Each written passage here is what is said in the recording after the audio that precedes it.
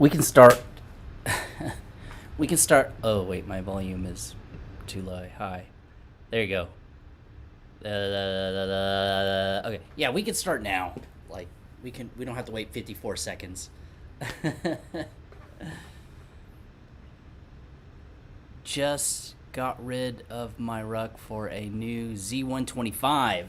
Z125s are cool. I like them. The aftermarket isn't as thick as a Grom, but it's super reliable and it's pretty fast. If you look in the history of my channel, there's where I race a Grom and a Z125 with the KP Mini, and of course the KP Mini won, but the Z125 was the closest to there. So yeah, I think the gearing is a little bit longer, I think. Anyways, thanks everybody for showing up. I'm going to go ahead and work on this Ruckus in the garage because it is driving me insane that I can't ride it because I'm being too lazy to go ahead and fix it. So that's what we're going to be doing today. When is the new website launching? The link has a closed store message.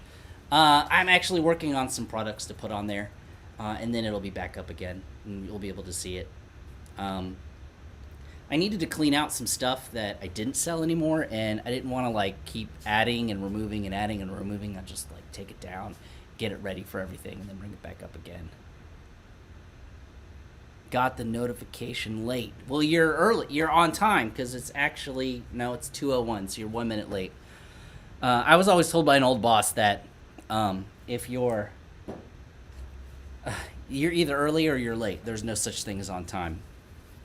Anyways, yes, I'm going to put gloves on because I don't want oil and crap all over my hands.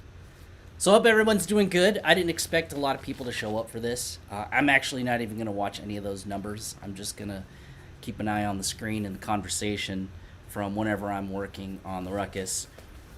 I did a couple of things to prep for what I was doing. For example, here's the horn that was under the seat. And I don't know if you guys have ever worked on a Ruckus before. It is absolutely annoying when you're working on it and you're looking at something and then the lid falls down on top of you. Especially if it has a horn in it, it makes it super heavy and it actually can hurt you. So yeah. And then I need to change a fuel line because it's like literally sitting like this. It's like super tight on there, so I gotta change that out. I have my old 30 millimeter OKO carb, and I replaced it with a 28 millimeter Nibby carb. Supposedly it's supposed to work better because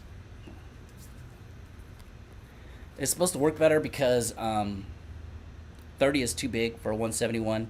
So we'll see how this other one. I guess I'll just keep this as a spare or something. I don't know. Anyone need a 30 millimeter OKO carb black? Still in good condition. Yeah, I even polished the inside right here for a little bit better airflow. I don't know. We'll see how the other one works first, I guess, before. Hey, Mr. C, how's it going? Mr. C is here, everybody. Channel member. And Colton Seitz is here, who is a wrench for the channel. Stephen S is in here. Greg came in here asking me for a color code for the Ruckus. This isn't the stock color on the frame in the back. It is a powder coat called International Orange by Prismatic Colors. Prismatic Powders. I think it's Prismatic Powder. It's Prismatic. Google both, and you'll find it, and it'll be in there. I've used it before. For example, the front side cup holder that I have, or I'm trying to make more of again. This is International Orange, which, by the way, with the Dorby mount, I can't use this because it covers those two holes, and I don't want to drill holes through the old mount just to get this tool. Well, I guess I could. I'd have to make a really long. I'd have to drill holes through both sides just for a cup holder. I don't know. I really like this. I may end up just getting rid of this if I don't end up using it. So, anybody who's here, thanks for coming to this experiment. I've never done a live fix-it session. I didn't think that people like that, but I had some people make a suggestion saying, if I don't have time to make videos, at least can I record or do a live stream whenever I'm fixing it? And yeah, sure. Why not? I mean, I already get to talk already as it is already, so yeah.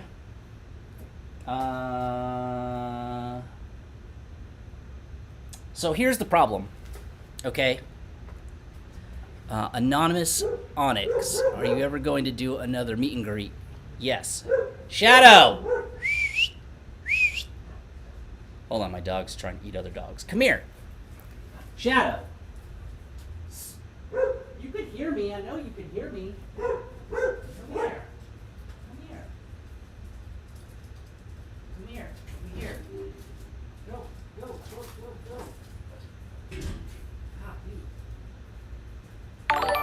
My dog's trying to eat other people through. Roy Walls Oh, donated hey, Roy, what's $5 up? through Super Chat. Okay, so Anonymous Onyx. Thank you, Roy, for the super sticker to start off the day. I'm telling you right now that every little bit extra that I get from YouTube is going straight into a helmet and a camera and the mic adapter and all the other stuff that was stolen from my previous helmet. If anyone wants to know the story, please let me know, and I can tell you what it is. But more or less, my helmet got stolen when I went to do jury duty. I'm a clone guy. I have a Ruck and a Grom clone at this time. You have a Ruck and Grom clone, or you have a Ruckus and then you have a Grom clone. Not that it makes a difference, to be honest. Okay, so let's get back. Sorry. Anonymous Onyx. If you're in the area, I'm kind of trying to do one closer towards after Thanksgiving. Just at a coffee house that's local. They built a new Starbucks over around the corner that has a huge parking lot, and there's space all off to the right side where no one ever parks. We could put all the bikes there and hang out, drink coffee and whatever, instead of Old Town Spring, which we did last time, and it turned out pretty good, and I got to see a lot of interesting bikes. So yeah, towards the end of this month, I hope. I'm hoping. Yeah. Anyways, thank you, Roy, for showing up. Roy is also a channel member, along with Mr. C. And let's get started, I guess, a little bit. I'll move the chair out of the way. I kind of have the chair here because the power strip's down here, and I don't want to trip over it and throw my laptop over into the ground and then break it, because what is the top speed of a Grom clone? A Grom clone has about the top speed of a Grom. If I remember stock, it's about 55, 60, something like that. The cool thing about a Grom clone is that you can do a Z190 swap, and then you can go 80 pretty easily too. It's actually pretty insane how much power the thing has. Oh yeah. I wanted to talk about what the problem was. Sorry. The original problem is that I took the Ruckus out for a ride to record a video, and I got caught in the rain. Like a torrential rain, like crazy rain everywhere. And I'm thinking, oh man, I'm gonna break something. And all of a sudden she just stopped firing. She stopped firing. I'll answer that question in a second. It stopped firing. I pulled over to the side of the road. I couldn't figure it out. Had to go load it in the back of a truck and then bring it home. And when I got it back here, I tried to work on it, and I was getting intermittent spark. Like every so many cranks, it would turn over, and then it would spark. But not every time. So I tried to change out the coil.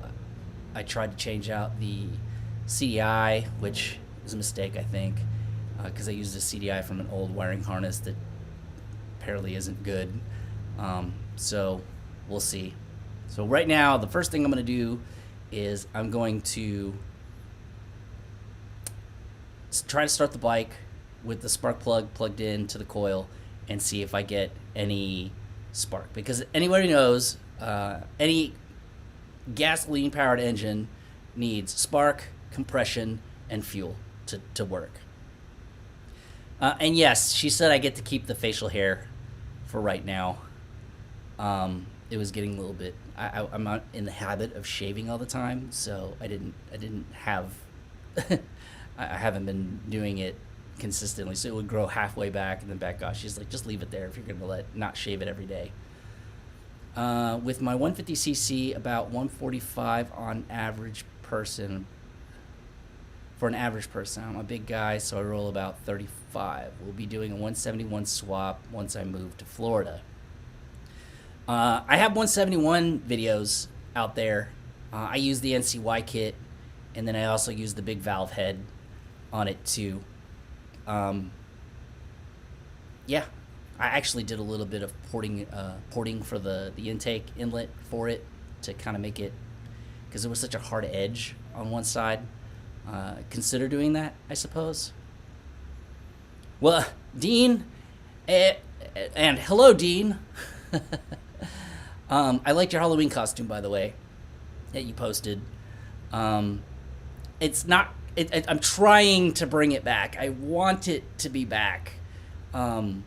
So I decided to do a live. So the first thing I'm going to do is I'm going to try to see if I can get spark.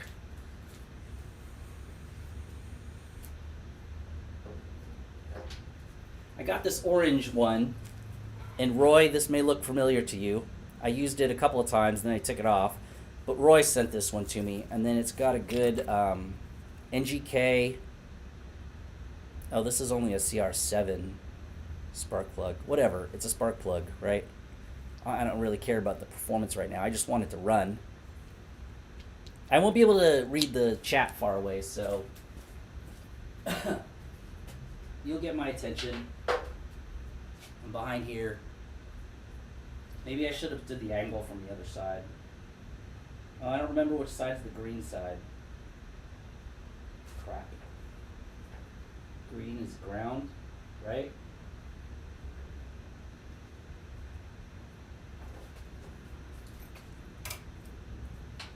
Oh yeah, I forgot.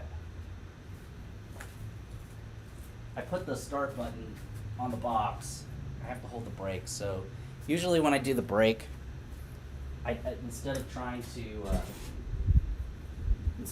hold it down all the time to start, I just kind of strap it so that the switch stays closed or stays open so that I can start the bike without having to pull the brake. Some people might disagree with that idea, but it makes it easier for me to do the starting. Because I'm telling you right now, I've helped people on the start button, and then they forget about the brake. So they start pushing the start button, wondering why it won't start, when in reality it's because they forgot that you have to pull the brake to start it, because they were so focused on the button. Alright.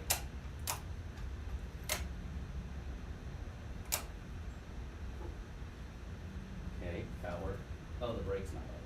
Okay, I'm not pulling it tight enough.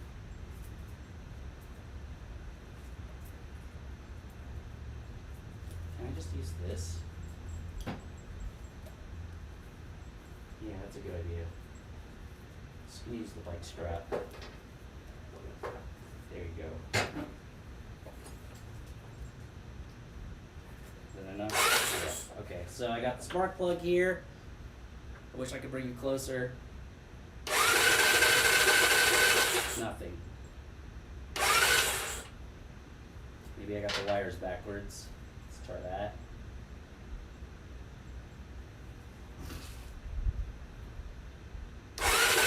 No. Oop. Nothing. In my original troubleshooting, I replaced the CDI with an old one from an old ATR harness. Probably a mistake. I'm going to go ahead and take this one back off. There you go. CDI coil must replace. Roy, I do have a brand new motorcycle helmet in case you want it. That's a good offer. I'll take it. So, me and my wife were talking, and she told me I should make 2 motovlog helmets. Like my fancy schmancy one that I take to meets, and then one that I use whenever, yes, I have gloves on. One that I use whenever I have to put my helmet somewhere. Like if I go out to, I don't know, a photo shoot or something, where I don't mind, if my helmet got stolen, I would still have my primary one. Anyways, that's a lot of money because that's 2 helmets that you have to buy, and GoPros aren't cheap, no matter what discounts that you can find. And then you got to get the mic, which I use the Purple Panda mic, which is like $35, and then you got to get the adapter so you can plug a headphone into it. Anyways, it's a lot of money. But anyways, this is the CDI from the old one, from the old harness. This is the original harness, one right here, which you can still see the zip tie that I used to put it in. I am still pretty ashamed of my wiring in here. It is pretty gross. It could be better. I've never actually took it apart to rewire it all because it's really bottom heavy. All the wires are down here, and there's so much space up here that I could fit it in, but I have yet to do it. Anyways, let's try again. Oh, key, button, nothing. If anyone has any suggestions, please put it in the comments as to why I'm not getting spark. I'm going to try it with the other coil, the black one that I had.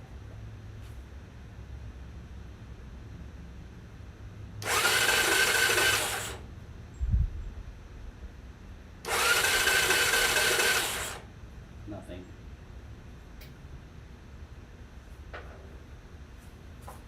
Nothing, nothing, nothing, nothing.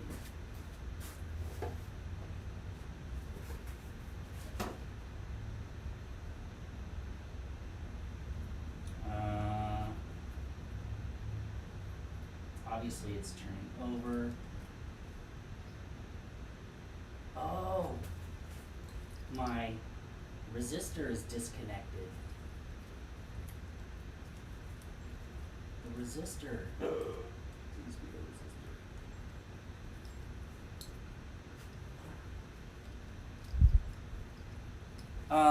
There's a resistor that's under the box, under the battery box, and you need it for the ATR harness as well as for the stock harness. It's stuck here. It looks like just a little T, black and green wire, and it won't fit. So I'm gonna take it off real quick. It looks like it's stretched and it came disconnected. The clip actually broke on it.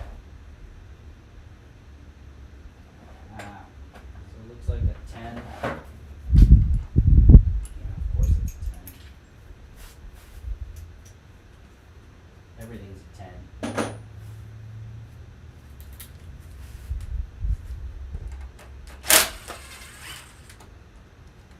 Okay. All I'm doing is taking here's the resistor, just to show everyone. I'm sure everyone's familiar with a Ruckus who's ever done an ATR swap. This is the part that you have to keep on there. It says it's 100 watt, 68 ohms. I don't know what an AF10 is, but there it is. Let's see if this helps me with my issue. I guess one of the good things to look for when something is not working is to see if things are disconnected. That seems like it would make sense. Let's see if we get spark from El Sparko logo. That's how we say it.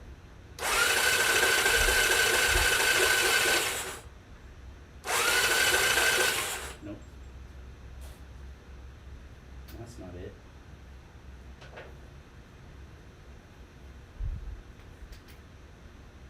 Oh, well, maybe I got the wire backwards on the coil. So let's try to reverse the wires. You gotta try all the permutations.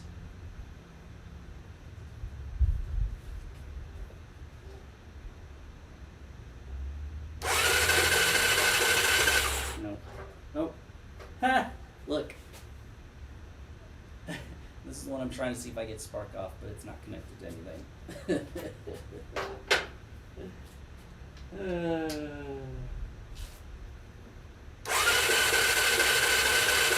No, nothing.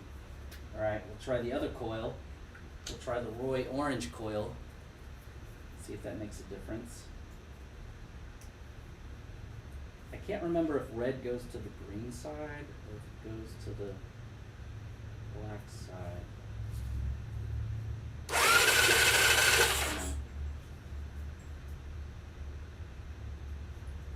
Reverse it. Nothing.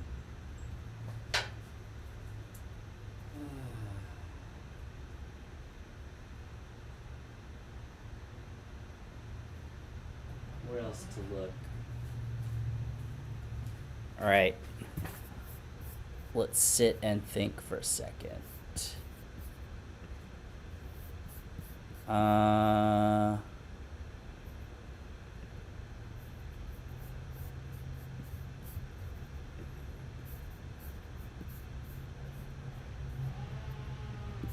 Sorry. All right. I mean, it's worth a shot to try it with the other CDI. Maybe I got it backwards. Maybe this is the new one. See, that's what happens when you work on something like 5 years ago. You forget. What does this say? That's for the fuel sender. There. There. This is all the...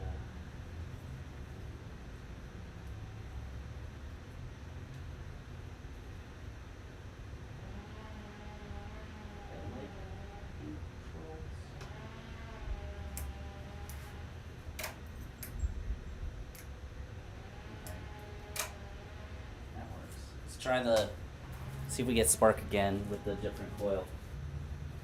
Or with the different CDI.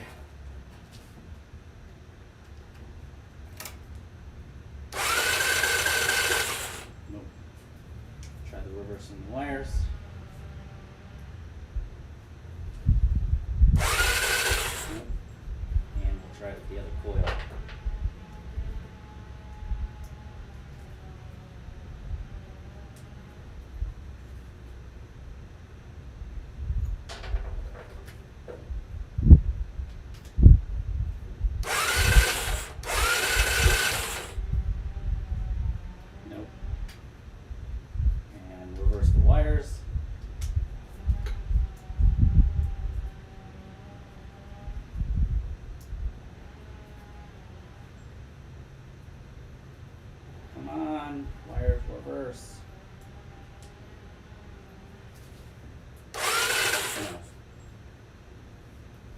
Alright, so the next thing I want to check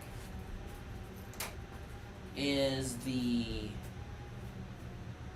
little sensor that goes around the flywheel to see if it's hold on, to see if it's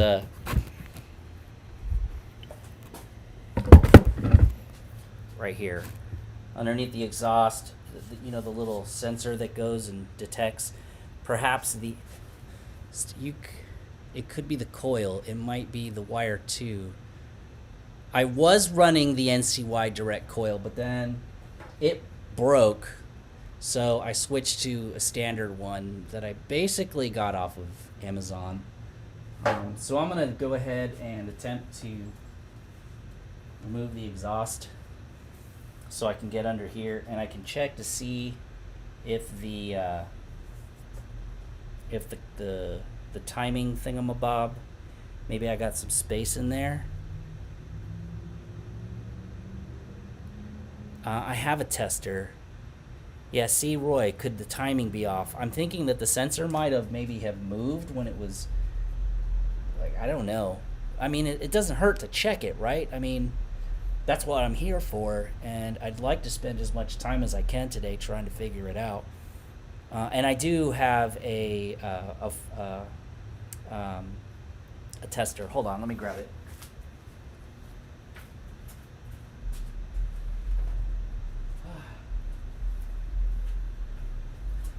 I have had this fluke since the beginning of time, and I'm telling you now, you buy a good one of these, you will use it forever.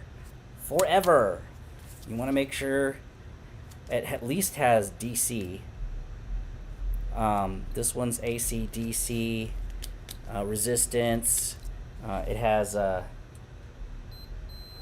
continuance, amperage. It's pretty cool, and if you look at it, it's been through a lot in its life. If you can imagine.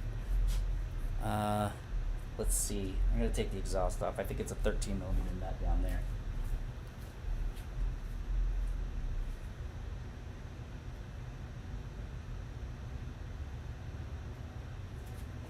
I think it's 13. Probably isn't. Oh no, it is.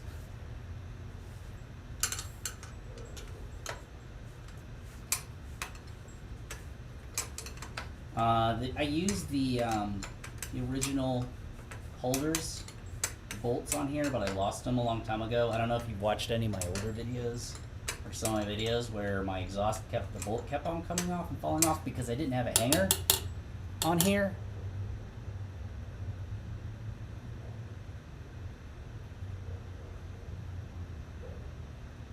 Oh yeah, they do. He's talking about the fluke. It is like indestructible. I had a cheap one that I got on. Well, I know I didn't get it at Amazon. I actually got it at Radio Shack about 1,000 years ago, when Radio Shack existed. And dang it, the tolerances under here are so freaking close. I'm gonna get rid of this exhaust. It's the last thing I do. Anybody want a Gy6 Gy6 exhaust? I may keep the muffler. I don't know. Let's see. I need a deep socket. 12, 13, 12, 13. I'll try 12 first. Bet you 12 is it. 12. Yep, it's 12. Who uses a 13? Like, who makes a 13 millimeter nut? Like, why? I mean, yes, when you buy a toolkit, it has a 13 millimeter in there, and you probably could buy a whole bunch of 13 millimeter nuts for cheap to put somewhere on your build. But like, hey, that would be a great way to create security in your bike. Right? Make everything like 13 millimeter nuts, and no one can take anything off of it because no one can take it off because no one carries a 13 millimeter around to steal stuff. Stupid. I am working on an exhaust header that goes up and over, right? Just so you know, up and over. And then I need to take this, which is an Allen. Which is probably a 6 or an 8. I don't know. We'll find out. This is how my tools get messed up. This right here. I fix it, and then I'm like, awesome, it's done. And then I'm like, I'll put my tools away later. And then like a month later,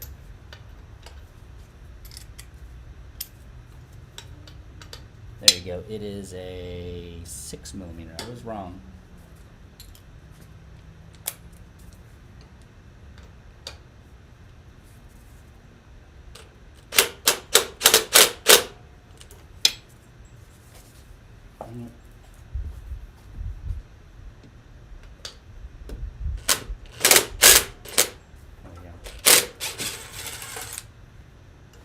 There we go. And don't worry, the Allen end was round, so you can kind of put it in a little bit of an angle instead of only being straight on. So I wasn't using the tools incorrectly. Now I need a Phillips.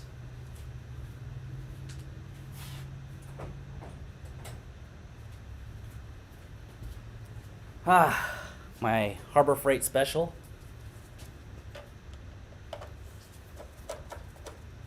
Actually, you know what's a good idea?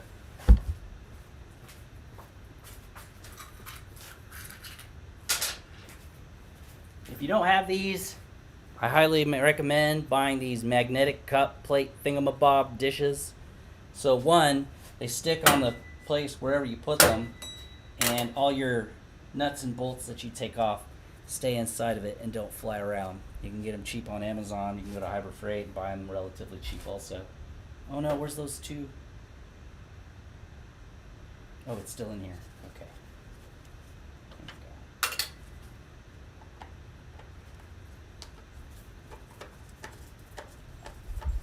Go. There's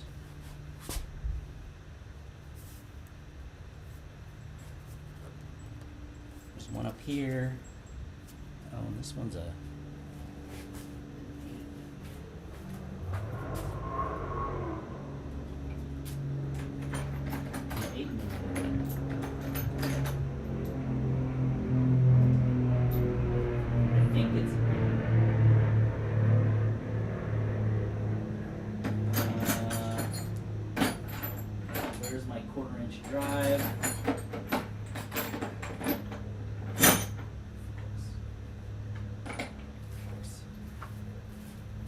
never find my 1/4-inch drive. I just use the wrench. Right? I'm not lazy. I can use a manual wrench. Wait, lefty loosey? Yeah. Wait, is that holding it down? Yeah, it is.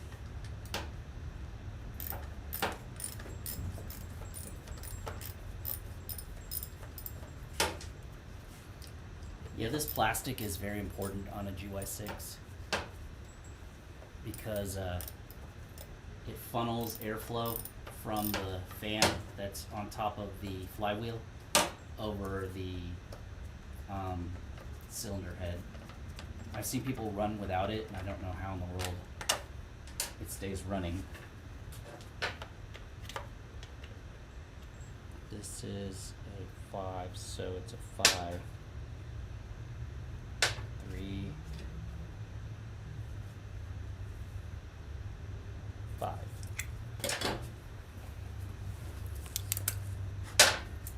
So again, put your nuts and bolts in the little cup. You will regret it later if you do not.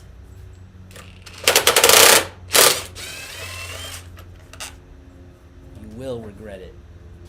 And you'll have to go to the hardware store and try to find them. Okay, so there.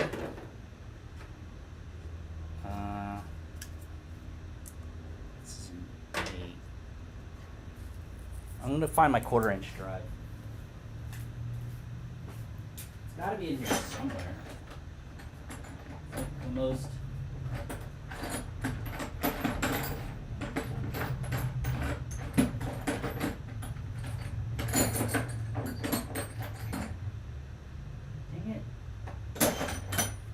In here.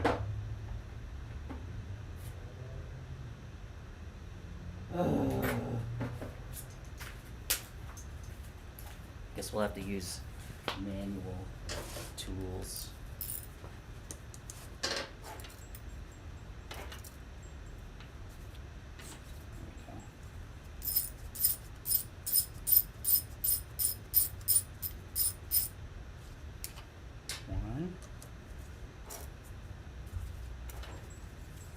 2. I can't call it 2 yet till it comes off. Oh yeah, put it in here. 1, 2, 3.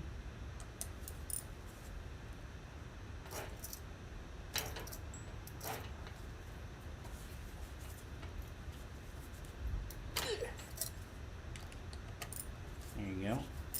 By the way, I am not a professional.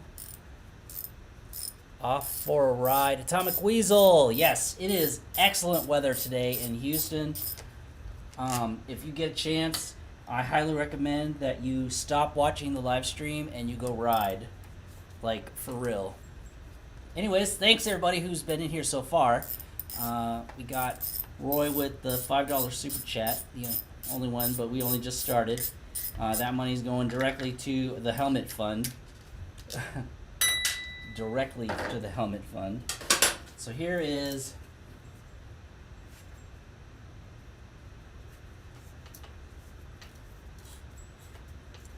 I don't see how it could. You know what? Maybe one of the wires here separated. Oh, great.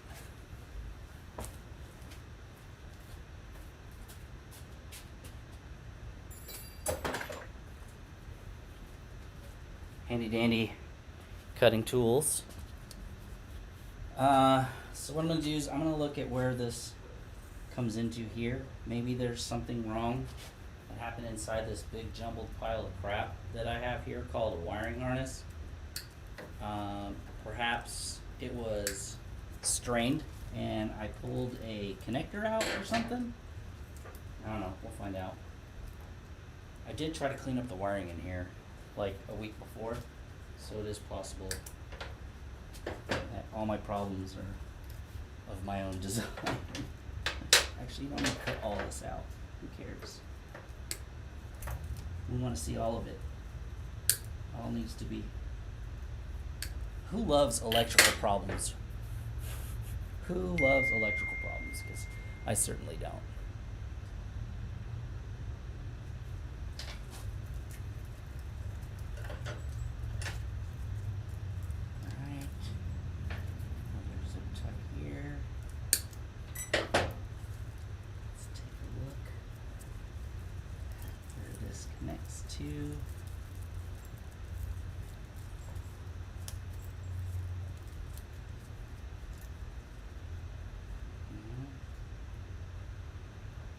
Good. Yep. I'm gonna unplug it. Pins look good.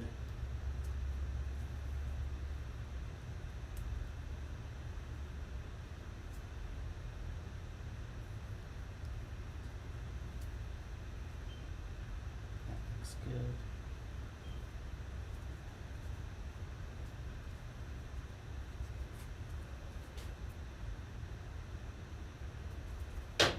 Alright, let's try to turn it with this hanging out. Maybe one of them is strained somehow. See if it gets sparked. No. And again, I may have this backwards again because I don't remember what side's what.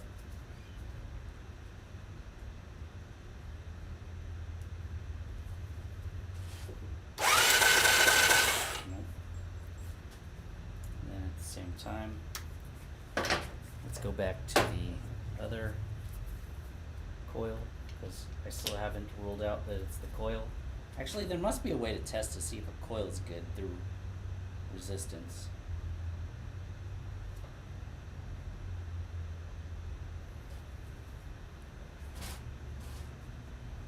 Nope, nothing. So far, we have gotten nowhere. I'm going to check the connection status. Seems like it's good. It's been good since 220. Nice. Nice, nice, nice. Go back to here. Hope I'm not ever boring everyone to death. There are a few people in here. About average, right? So, okay, here was what we know so far. Nothing. I'm still not getting spark. We changed the CDI to 2 different ones, but neither one of them is known good. The coil is good. I know that the coil is good. I need to find out if... Oh, you know what? I can put in the lightened flywheel while I'm here. Here, I'll be right back.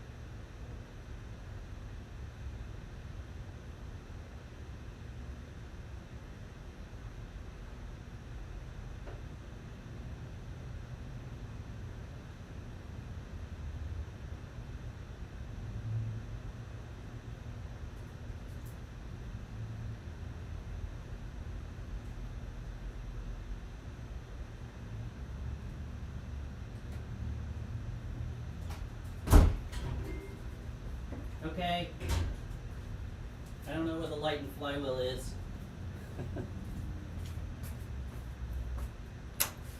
I don't know where to put it. I'll find it. Kind of a good idea to put it in now. So here's a regular flywheel. The lightened flywheel is grinded down, so a lot of the mass has been removed. And then there's a magnet right here, or a sensor or magnet piece, and this runs over a sensor which trips when it tells the spark plug to fire, because this is supposedly supposed to be when the piston is all the way up, ready for the fuel to ignite, to compress, and push your piston back down. What I'm thinking, or what I thought was, maybe the sensor has gapped far enough where it can't, it's too far away from the thing to sense it, which it looks relatively close. I mean, I could tap it down to see if it makes a difference. I don't think it needs to be that close.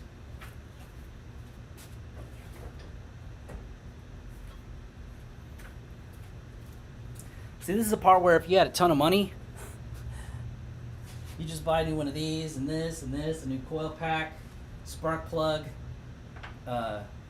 CDI, and coil and spark plug, and then hopefully it would finish, unless it was something wrong in the wiring inside of the harness.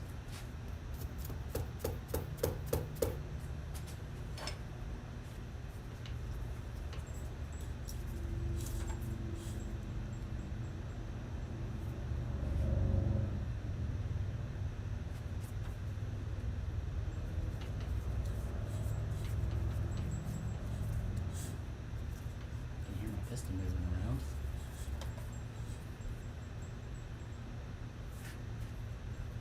Let's give it a shot. Come on, we're here already.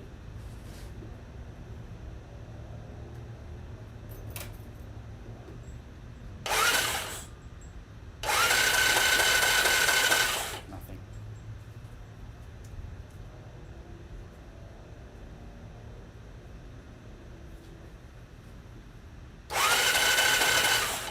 Nothing.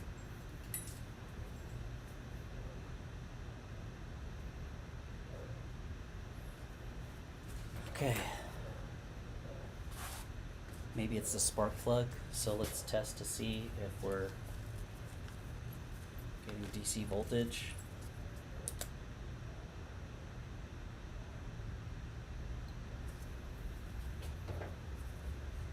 From here.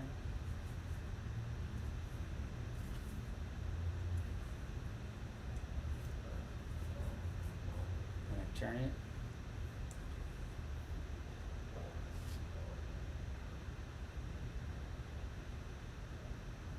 Oh, it's volts AC. Sorry, yeah, volts AC. It's showing 0.2 volts. Still voltage.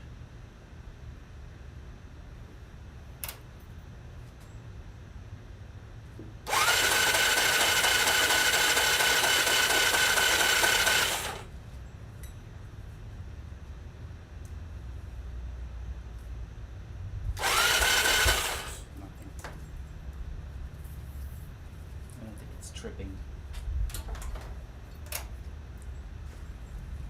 This isn't that old.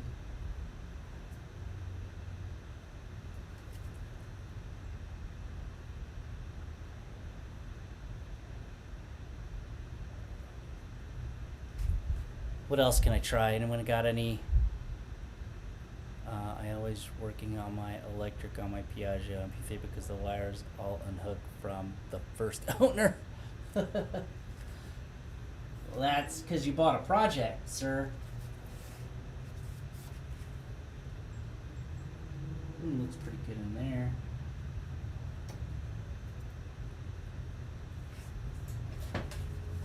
Do these magnets run out of magnetism?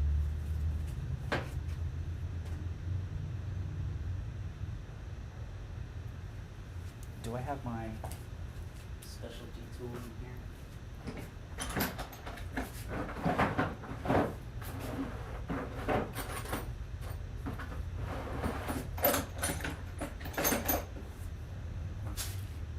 think it might be up here.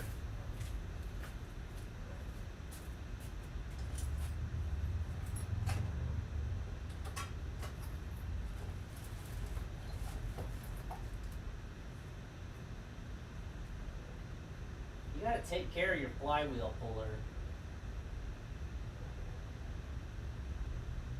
Because it's not like you use it a lot, but when you need it, you really, really, really, really need it. It's not here. It's gone. Alright. I'm gonna go inside, take a pee, and I'll be right back. And then hopefully I'll have the flywheel. So give me about 3 minutes, and I'll be right back, okay?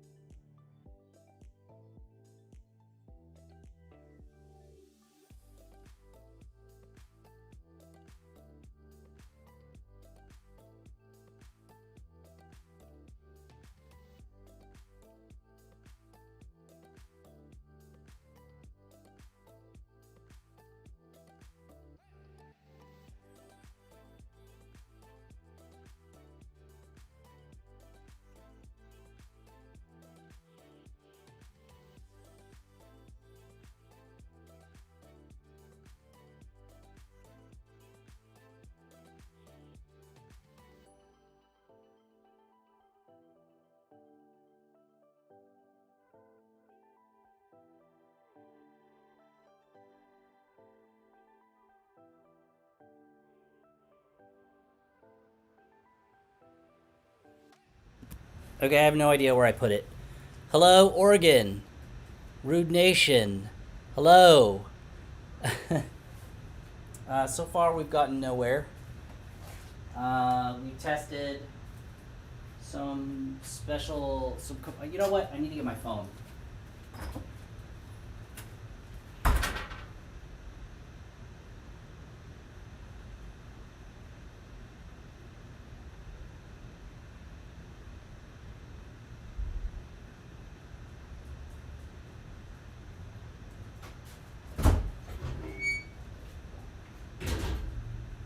Okay.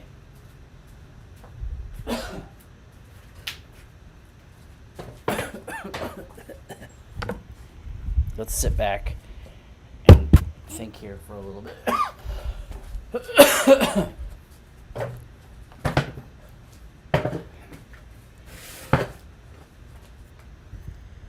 All right, so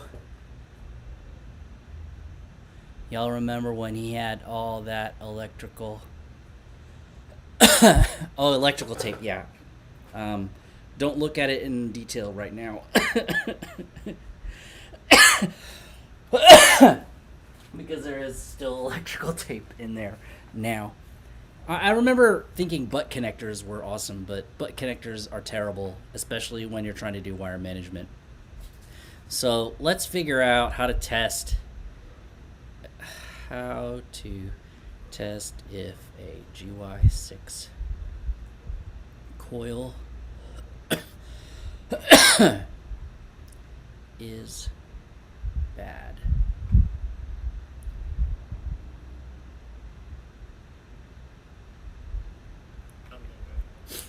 It's like always some long YouTube video. I'm working on my Ruckus 150cc scooter.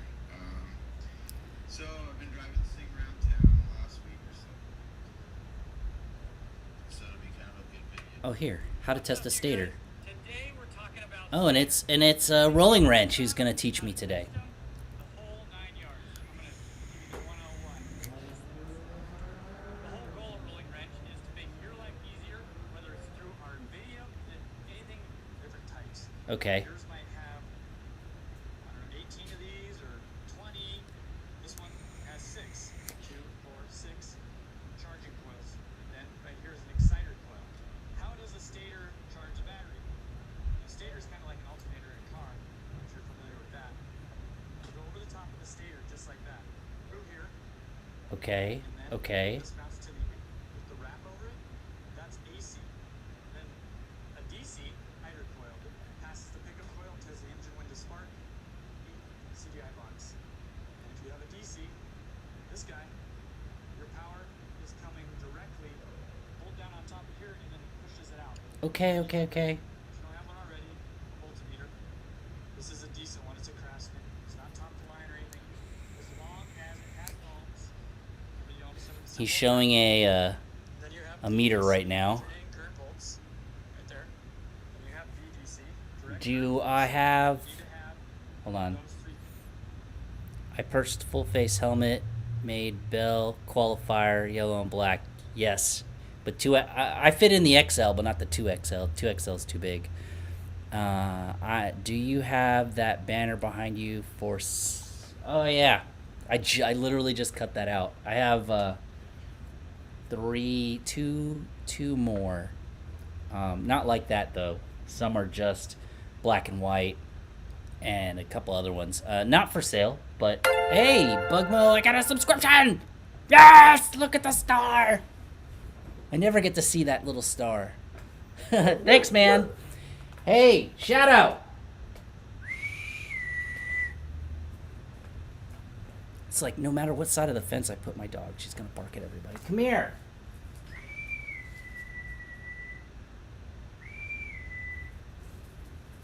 Come here! Come here! Come on. Come on. She's gonna stay out here with me. Maybe. I probably will. In order to test a stator, very important. For testing a stator, you notice there's a couple different ports there. The black one is going to go to common, to ground. Okay? Okay, I'm sorry if I'm not being super exciting. I'm trying to listen to what he has to say. Almost always you're going to be using this, at least for Stator testing. You'll always use that. We won't be using this plug. So get that plugged in, and we'll do our first test. Set this to ohms. Okay, resistance. Notice there's a bunch of different ones, so set it to the lowest setting. When I power this sucker up, it's going to say I. The screen's a little difficult to read, but I doesn't look like that in real life, I can assure you. And then if he says, oh well, that's open line. So let me explain. When you're testing things, I wouldn't use a metal table. Because if you notice, if I take the metal table alone, I go like this, touch these two probes back here to the metal table, we've got a connection. Because it's metal. Does that make sense? So you want to make sure that you're not... Maybe I should have watched this before I did my live stream. I just want to show you kind of what we're looking for. So here's a wire. You notice it says I on there. I take my connectors, touch them, we get a reading. If I take the wire, it's nothing to do with the ignition because it's a direct current stator. Blue wire is the pickup coil signal. Okay. Unit right here, the pickup coil. Okay. Blue wire, white stripe. Then green, that's your ground wire. Okay, so it's very important that the ground, negative, and the positive, charging wires, are not touching each other. So I need to make sure that these charging wires Okay. are not touching any ground wires. Very, very important. Obviously, it doesn't matter which way you're doing, but just to make it less confusing, ground is black, red is positive. First, let's see if the ground wire is not broken. So here's where our ground wire is going in. So Okay, cool. Test the ground wire. Got it. Yeah, so I have t-shirts available. Hold on. I want to do resistance. Oh, I have this stupid flywheel on, but I don't have my flywheel puller. Crap. I'm gonna find my flywheel puller.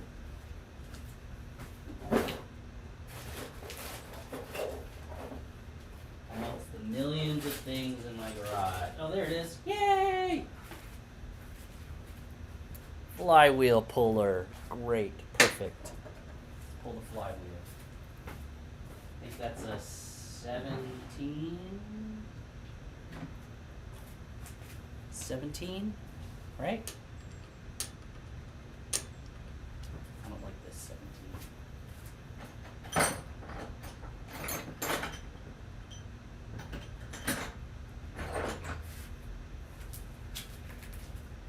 See the difference in these two 17s?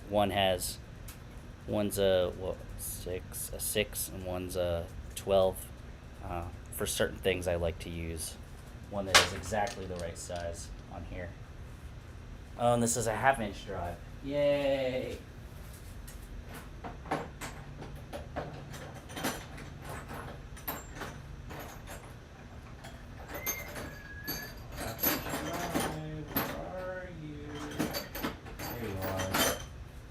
Nope. You're a 1/4 inch. 3/8 inch router.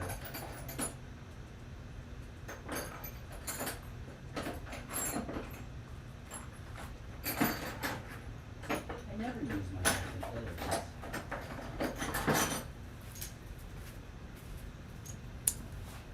And then, before I begin my work again,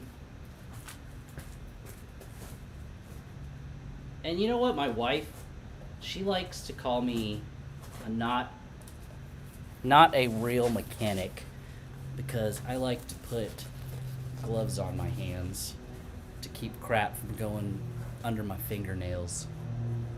And fortunately, I have lots of them, even during Corona.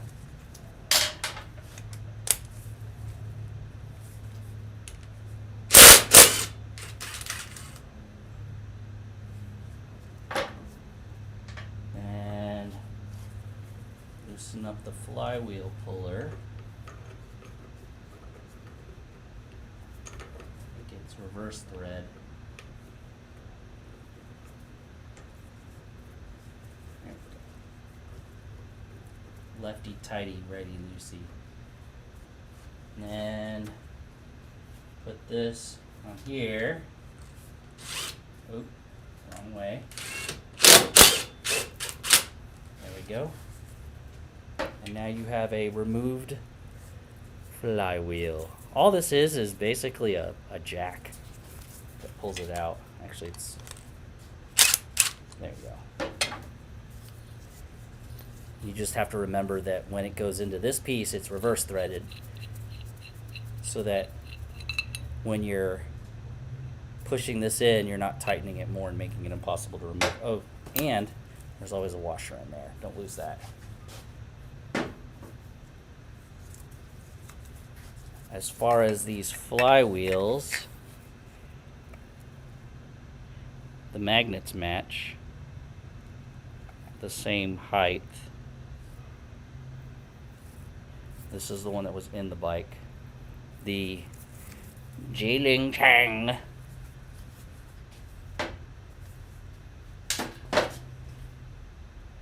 We will inspect all of this.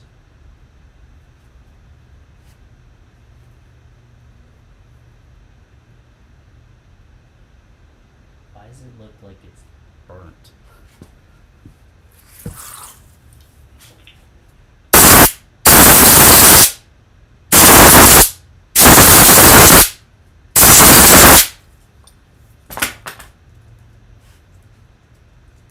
Doesn't look healthy. All right, now it's time to remove the I believe this was the 5 millimeter. No, it's 5.5. 3, 6. Where the heck did I put the 5? The quarter inch, half inch price.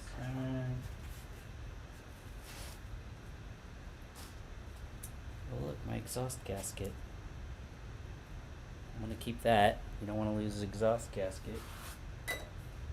I'm gonna put the washer in the handy dandy magnetic bowl, which everyone should have.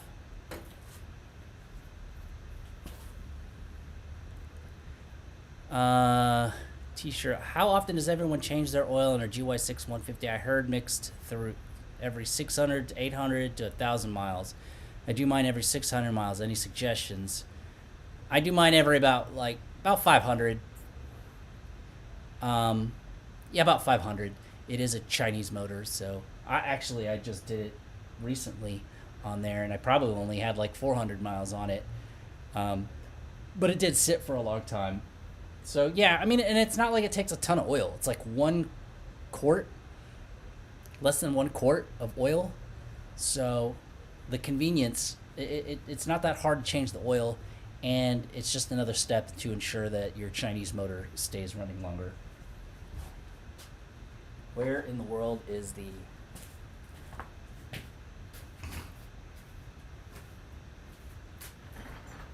Put it... Here, 5. How did it get over here? That's weird. Now, you can use the impact to take these things off, but I don't recommend using the impact to put them back on.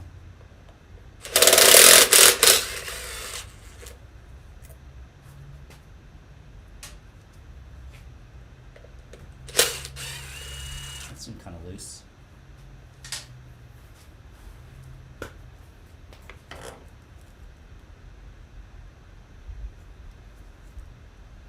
Ugh. It melty. Okay, hold on. So this is the 8.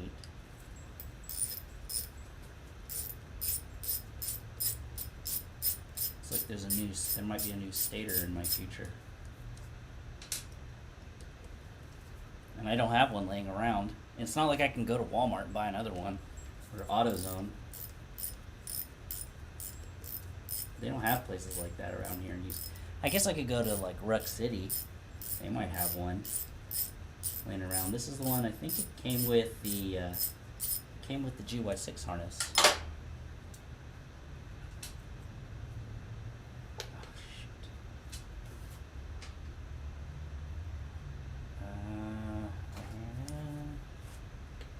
The brace off. Good gracious. Could that be any tighter? It deformed the bracket. Yee. I probably used the impact when I put it back on. That's probably why it was super tight.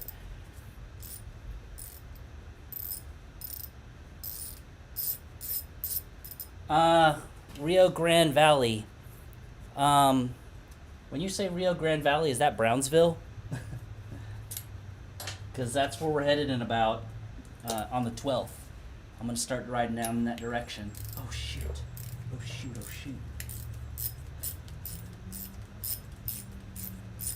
Dude, this is a long bolt. I'm not going to remember it goes in that one.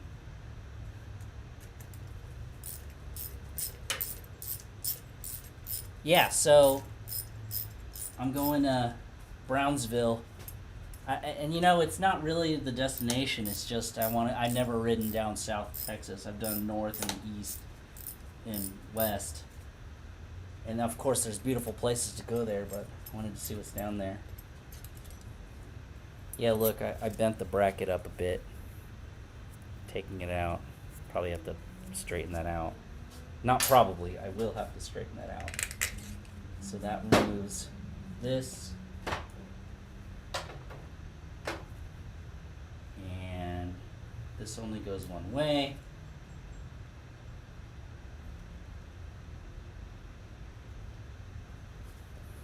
Another tip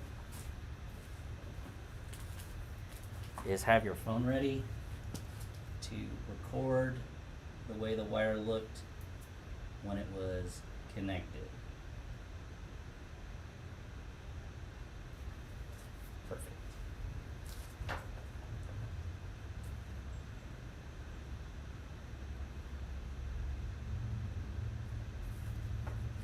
All right, so let's review. And I need to plug the battery in on the laptop.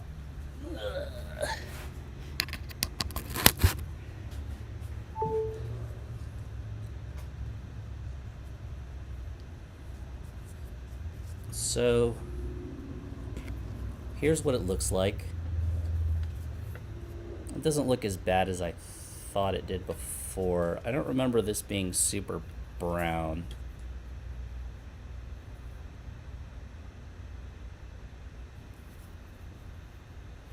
Yes, Brownsville is the valley. Yes, so I'm headed down there on the 12th, 13th, 14th, well, 12th, 13th, and then probably start heading back on the 15th and the 16th. We want to ride up whatever that Long Island thing is. I don't know if you can or not. So it melted here. Did it do any damage to the wires?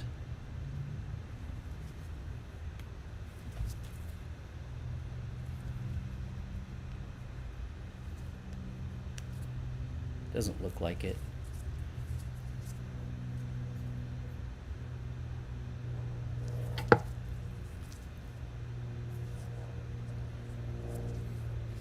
So the green wire goes into here. So there's red.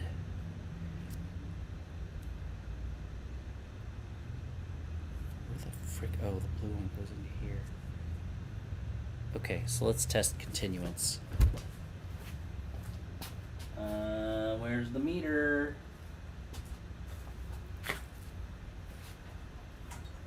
Alright, so I got the meter.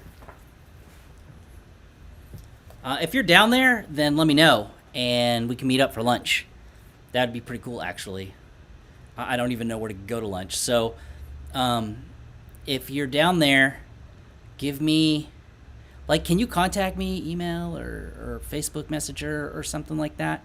and then and give me a cool popular restaurant that has good food down there, and then maybe we can meet you there or something like that while we're down there. That'd be cool. I really would appreciate that, actually, because when we did the last trip, we drove around and we couldn't figure out where to eat, and we ended up eating at gross places. So blue.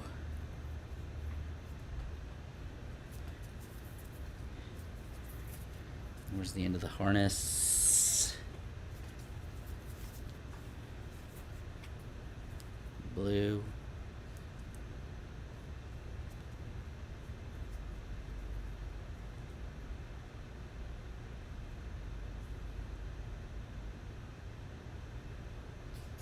Okay, well, that doesn't connect. What this? Red wire. Do I have continuance to where the red wire goes? No, because the red, oh, here. Okay, so the red wire is good. Check green continuance. Good. Yellow. Okay, good. Yellow.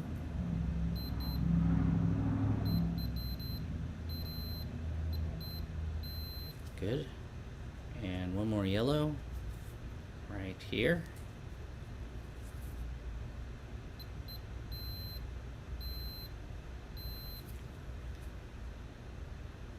So it looks like all the connectivity here works.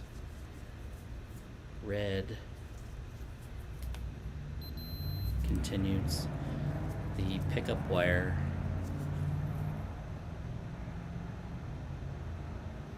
doesn't work. Okay, so I guess that's my problem. So this is what this is your stator, which is also what charges your battery. At the same time, here's the pickup.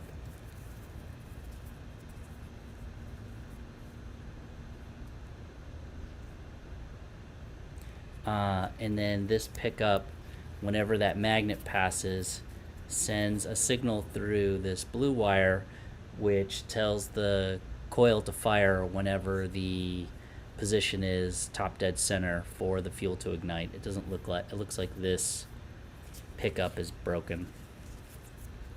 I mean, I'm kind of at a stopping point now because I can't really do anything about this because I don't have this. I have to order one, which sucks because if I remember correctly, this is a hard connector to find, and you got to buy it from the ruck shop. Because the other ones that you buy for the other Gy6s, it's 4 across, not 2x2. It's 1x4. Plus, it looks like I did a lot of work on this. I don't understand why this looks like that. Well, I guess that's where we're at. That is where we're at, boys and girls. I need a stator. So, like I was saying before, I'm gonna go ahead and buy a new coil, not a coil, a new CDI, and a new stator. Apparently I ruined it somehow. And remember what I'm telling you, I drove through a lot of water. Like, I was shedding water all over the place. Here, hold on. Say hi! My name is Shadow, and I'm super old. I'm super old. If you notice in the background, once the Ruckus is done, the Zuma's gonna come down. That's my friend Daisy's Ruckus. I'm gonna pull that motor, and I'm gonna do a very detailed valve shim video. There's my SV650, and here's a bike that no one has seen in a really long time. The Lycan. The Lycan 250 V-twin.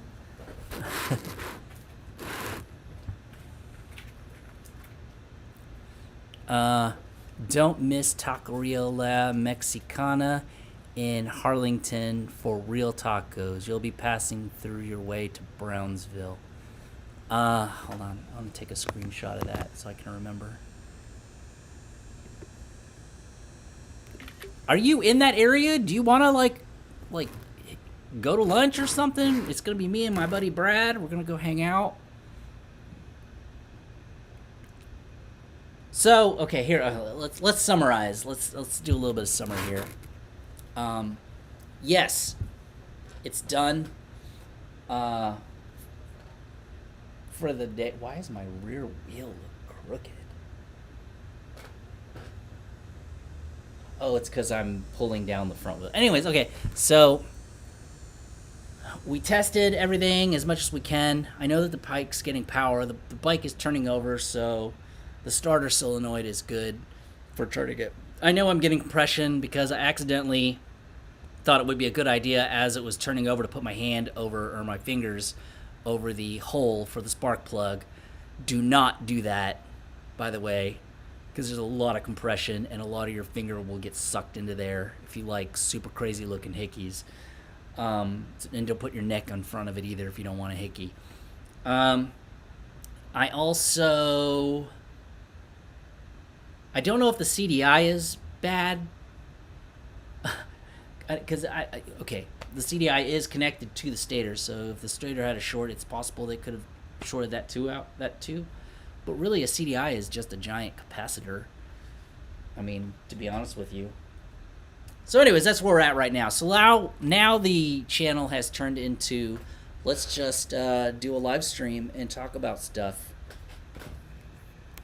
for a little while. Hold on. I was really expecting a little bit more resolution today for this live stream, but hey, I'm closer because I know, like, there's things where people say, failure isn't exactly failure when you're trying to figure out something, because you just learn one less thing that doesn't work on there. Let's see. Roy said he got invited to the Smoky Mountain, the small bore rally. Cool. I was going to try to be a sponsor for it this year, but the YouTube channel isn't exactly booming with stuff right now because I've been so busy with other things. So, and then, of course, the store is down. Actually, you know what? Is it still say down? Let's check it out, guys.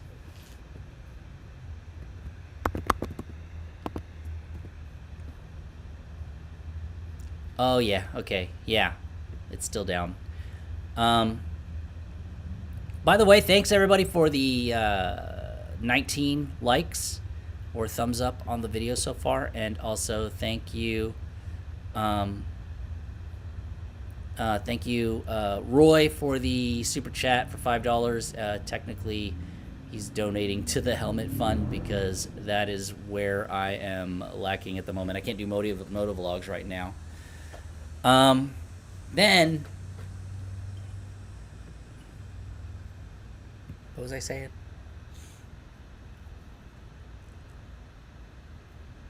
Yeah, so I'll order those parts and then...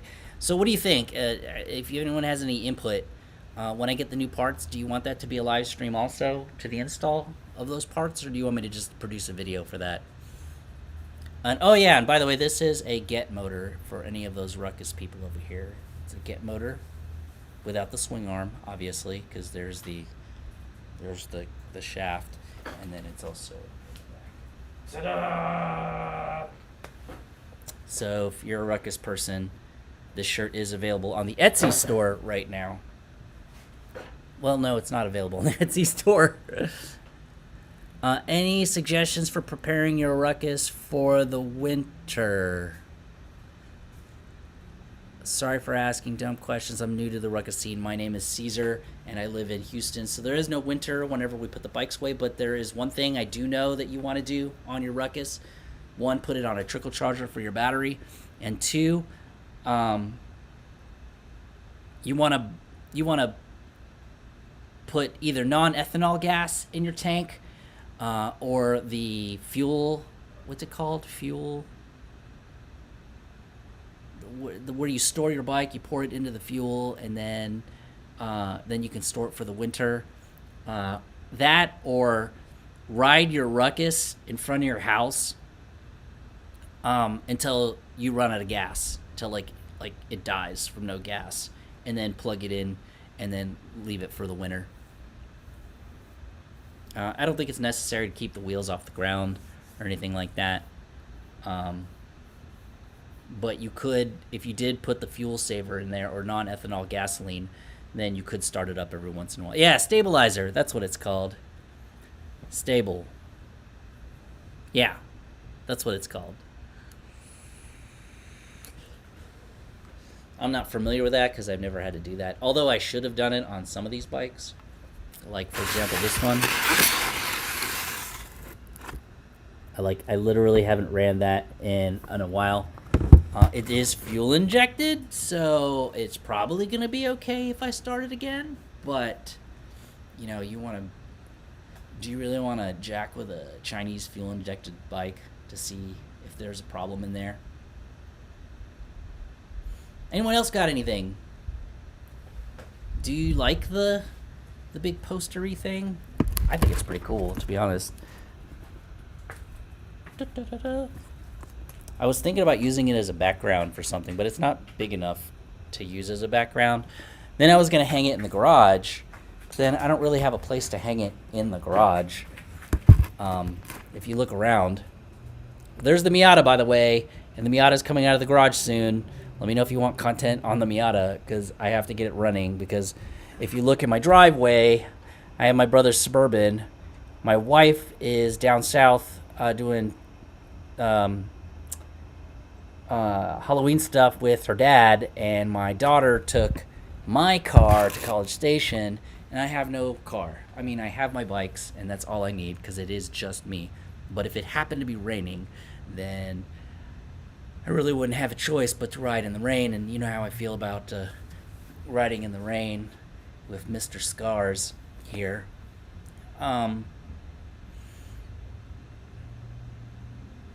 Hey, JMR Builds, what's going on, man? I can't. Anonymous_Onyx donated $9.99 through you're doing Super all right. Chat. And this is the second time I've seen this today. I rarely see these. King, I'll get back to you on that in just a second. I never get to see the little thing. Like, so far today, we've seen 2 super stickers, and then we saw a subscriber. That was cool. I've never seen that before. Thank you very much, Mr. Onyx. I really, really appreciate it. It's going straight to the helmet fund. I've already had 2 other Venmo donations to the helmet fund, which right now I'm really just trying to figure out, am I going to spend that much money on a carbon fiber helmet again, which the answer is probably no. Here's the dilemma with helmets. You could spend $1 billion on a helmet because you love it. Like, ooh, it's got the most advanced technology, it's great this, it's made of these special composite materials and blah, blah, blah. But if you really think about what you do with a helmet when you go somewhere, is you got to carry it around everywhere. You got to put it down, or you got to ask the person at the counter to put it behind something or anything like that. So maybe it's not... Like, if I'm doing a road trip, which I am, maybe... because you want to wear the best helmet you can, but like around town and stuff, going shopping and everything, it's going to get scratched because you have to carry it everywhere. Maybe it's not the best idea to use a super expensive helmet everywhere you go.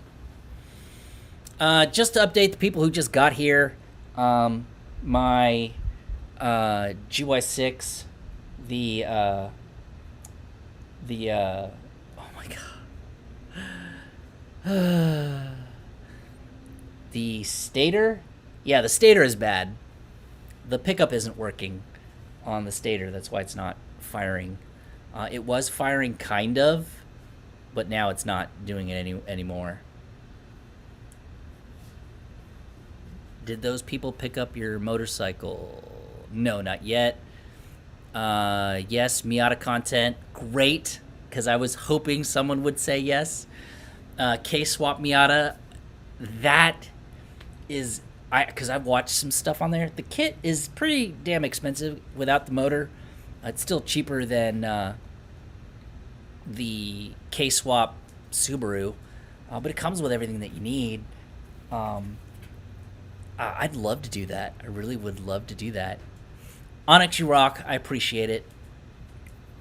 In those types of things, I like to say this all the time. Those things are appreciated, but none of it is ever necessary to be on the channel. Just hang out and give me some feedback on some stuff. But K-Swap Miata would be great. But right now, all I need to do is just get it working. It was fixed last summer. I had problems with the clutch. I don't know if you can see this line on my forehead right here. There's a scar. I was trying to change the clutch. This is before we had a 2-post lift. I was trying to change the flywheel and clutch in the Miata, and to make a long story short, and people who have been here before have heard me say this before, the sub brace on it and the transmission fell on my head.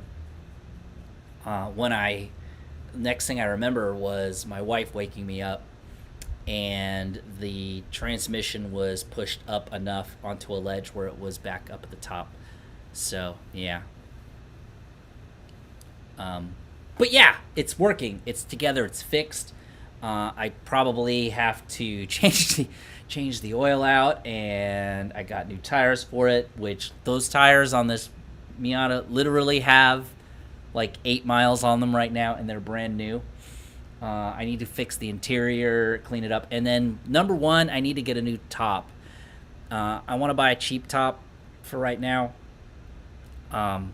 just because I need to get it working for me to drive around with. If I am looking at a new. Anyways, probably don't want to say that. Helmet comes with a backpack. What helmet? My helmet comes with a backpack. Does the helmet fit in the backpack so you can carry it around? That'd be kind of cool.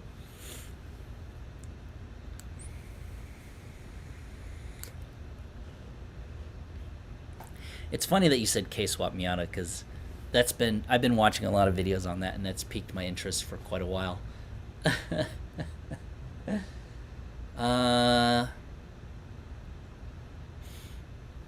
What else? Maybe I should clean up a little bit. Yeah, I'm gonna put some tools away. I got everyone here. Might as well put some tools away. The thing about tools is, oh, by the way, if you ever work on and I'm pretty sure that JMR Builds is gonna agree with me on this. A lift is a godsend for working on these super low vehicles and Ruckuses and stuff. It's wonderful. Are you doing videos of the Miata for the channel? I think I will.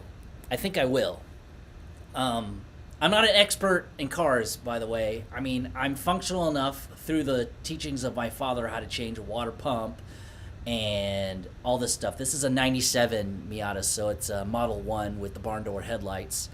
That's relatively a simple vehicle as far as it goes to if you're talking about electronics and stuff. There's tons of room under the hood and all sorts of stuff. It's wonderful working on this car.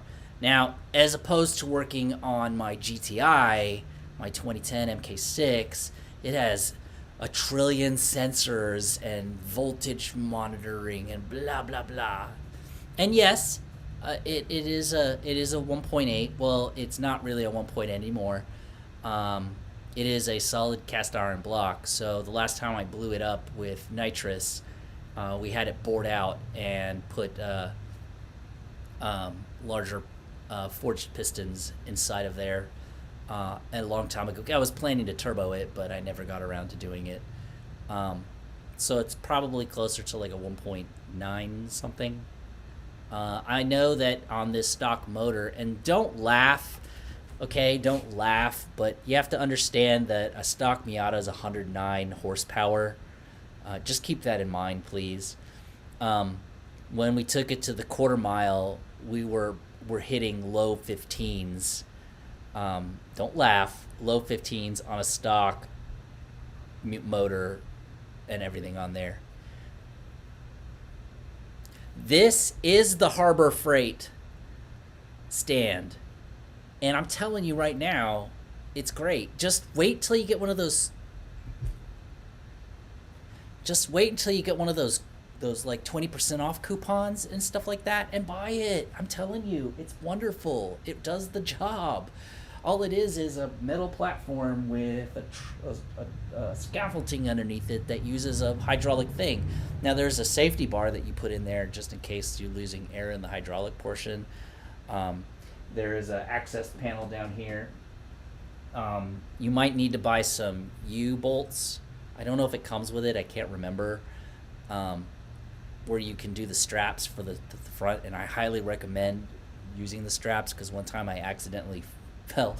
I was standing on something and then I fell backwards and my butt hit it, and the bike fell, but it was being suspended by the ropes on the handlebars. Very good idea to keep doing that whenever you work on your bike if you're using a lift. But this is the Harbor Freight one. Now, I didn't buy it from Harbor Freight. My neighbor died, and he had a complete shop in his garage. His wife sold all his motorcycles, which was super depressing because she was crying because those were his. He had like 9 bikes, and it was like one of those tiled garages with spectacular shelving and pro lighting all over the place, and it looked beautiful. And she just what's she gonna do with 9 motorcycles? So she hired my brother to sell all the bikes. When he helped sell all the bikes, she gave him a 2006 Gixxer 600. And I helped a little bit out, and I got to keep I still spent $50 to buy but I got discounts because I helped with the garage sale and selling the bikes. So JMR builds, you gotta admit, man, this is working like on the ground like this, trying to get imagine trying to get to this underneath this stupid thing whenever it's low off the ground. It's just a pain in the butt. You try to find weird, creative ways to lift it off the ground. So I got all my bolts. Here's my fan. I need to please go to the support. 1, 2, 3, 4. I don't know about you guys, but I like to put the nuts back into the piece that they came out of so that I know which ones go where. I'll find the Lighten flywheel, by the way. I know I have it in the house. I was supposed to do it. I got a Lighten flywheel from Just for Show. Here's the 2 coils. Here's my Allen pieces. This is the 1/8. This is the 13mm wrench. This is my Harbor Freight screwdriver, and a subscriber sent me several pieces. This is a snap-on cutter thingy, and I'm telling you, I don't know how much this cost, but this is going to last me forever. I don't know what kind of forged carbon steel this thing is made of, but it cuts everything. It is worth it. If it's not $1,000. If it's $1,000, it's not worth it. If it's $50, it's worth it. If it's $80, it's probably worth it. I don't know if I could spend $100 on a cutter like this.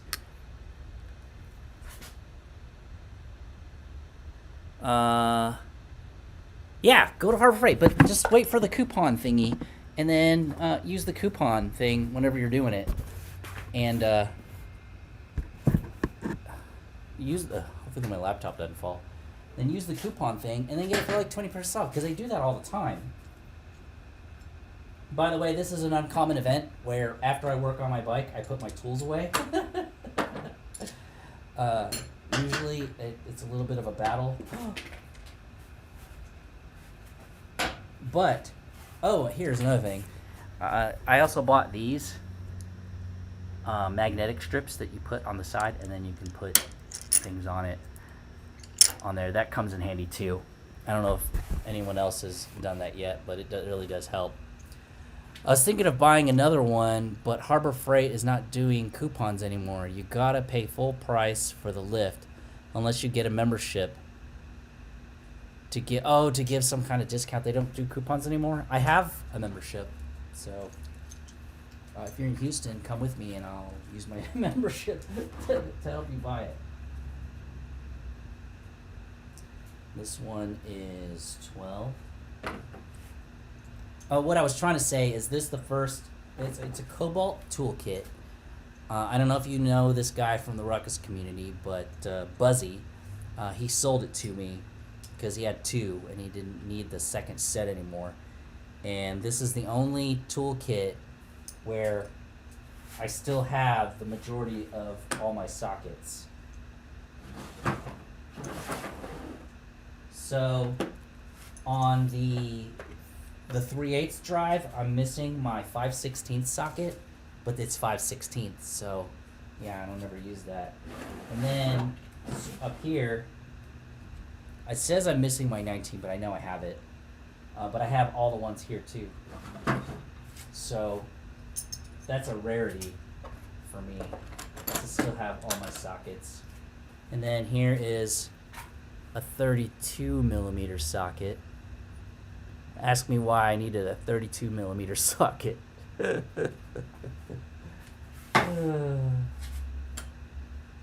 then it's always good to have extensions. Now, someone explain this to me. It used to have a screwdriver end. This is one of my dad's tools. And when you push it, it turns a little bit to the left. I assume, by judging by the marks, it you use it to, I don't know, break something loose. I haven't used it. It's my dad's.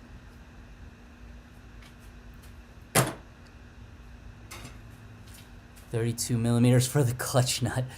No, the 32 millimeter was for drive axle thingamabob for the Vibe, the Pontiac Vibe / Toyota Matrix. I don't know if I'll ever use this again, but I needed it to take it off because I was doing all the wheel bearings myself, which was an awesome learning experience, by the way. I challenge anybody, whenever they have something that's non-motor, like something for their brakes or wheels or suspension, I challenge anybody to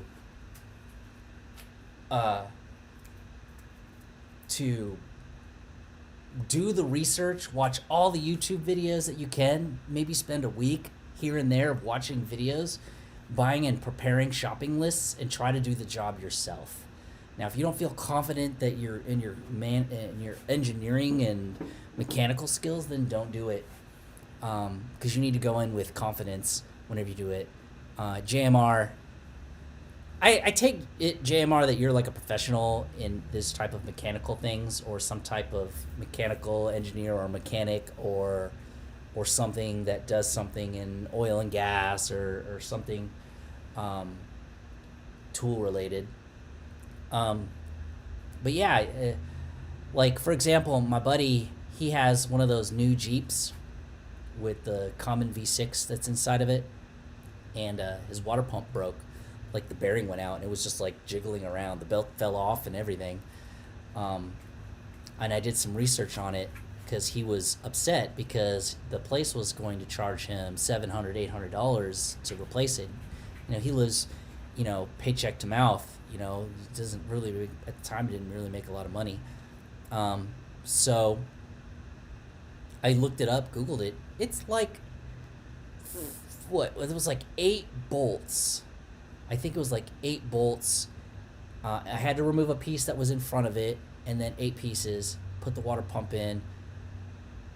Put it back down. Torqued it down to spec, and then put the belt on, and it was done. And the water pump, he bought it at AutoZone. He could have got it at Rock Auto online and got it super cheap, but he ended up buying it at at AutoZone, which he spent like $110 for it. And I woke up at 7 in the morning. I go to work at 9. I was done and finished, and he was driving home. No, driving to work by 9 o'clock. So that's cool. It feels good to be able to do it yourself. Now, there are certain things that I like to go to a shop for. For example, internals in my motor, valves, the GTI. Like the majority of anything I want to do with it, I need a professional to do it, because those people in Germany are insane when it comes to designing things. And there's like 1,000 different materials and tools and torque specs and all sorts of stuff. And they use weird bolts. Why do you gotta use these weird bolts? It's like bolts, but then inside they have a hex inside of them. And then they're like weird sizes. And then there's like double squares or triple square connector, triple square thingies. Like, good luck. Good luck. Anyways, I'm done preaching now. Total bummer they don't do coupons. I was super mad when I heard. But they still go on sale. They have to go on sale. They have to go on sale. If not, get the damn membership. If the membership costs less than how much the discount you get on it, like let's just say you get a 20% discount if you have a membership, and that equals $100, and the membership is like $30, then pay the $30 membership and then buy the thing, and you're still getting $70 off. Now, that's not my expertise, which is financial math, which I'm by far not. Man, this thing makes my hair look like I have white hair.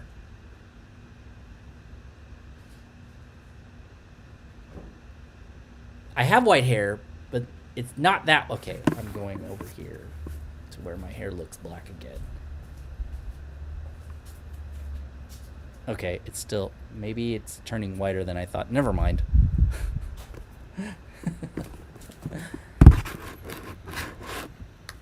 All right. Did I put all my tools away? Yeah, I put all my tools away. I am going to have to move all the bikes back into the garage. Oh, no. I'm going to powder coat later. So I don't need to bring the bikes back in. For those of you who are curious, if you remember the Ruckus cup holder for the front, I'm going to make a whole bunch more. This is a reject because I don't know if you could see the imperfection right here with the powder coat right here. So I'll just sell this as an imperfection. But anyways, I'm going to make a bunch of these and get them ready. I did take the seat cover off of the Ruckus during storage while it's sitting in the garage because it's probably going to get ruined.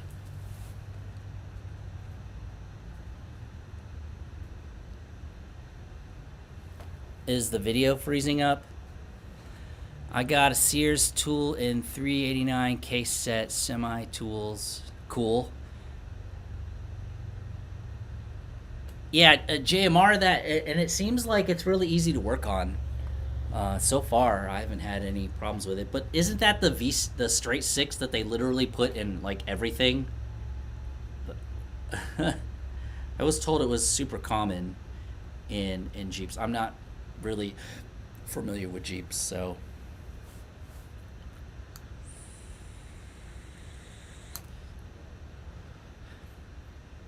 I'm sorry if the video's freezing. JMR Build says, I got a couple of years of mechanical engineering, but I never graduated. I did electrical engineering for a couple of years and fell out of that. I did mechanical engineering. I think fell out of that. Electrical mechanical engineering, fell out of that. Architecture, fell out of that. I ended up landing in IT, which was a natural fill for me because I've been doing computers since 1986 on my Commodore 64. So, yeah. Let's see. I have not checked to see if anyone's even in here other than me, Dean, and Roy, and JMR, and King.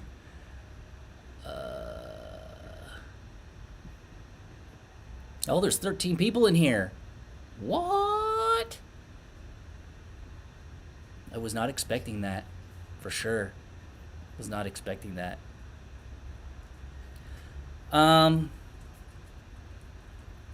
So when I do go down south,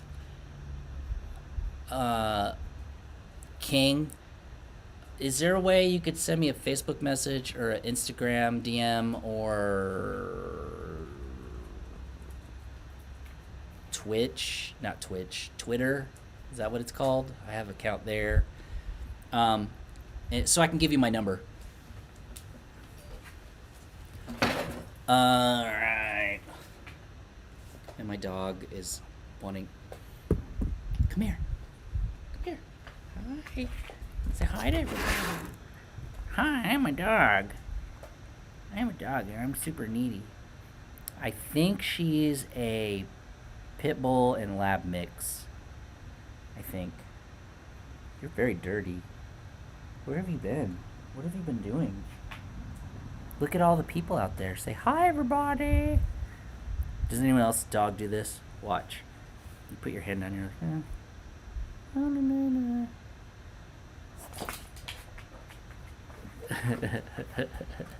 Don't be mad at me because I don't have time to pet you. Master Blaster's good. He actually disassembled his entire Ruckus to the bare pieces, and he's going to go and JMR. I'm going to talk to you about the Osmo Action 2 in just a second. He is gonna powder coat and redo and rebuild a lot of the parts on his Ruckus, and then get it legal again so that we can go bring it over to Galveston and ride it back and forth, because that's probably a popular place to go back and forth, and then through the little roads and back roads and stuff. I'd like to see how well a 50cc can climb a hill. But he's doing good. He has a lot of his son's in orchestra, and they're in taekwondo, and they're super smart kids, so they're always getting awards and stuff like that, as opposed to my not super smart kids. They're not dumb. They take after their father, who is ADD / on the spectrum-ish type thing. So anyways, okay,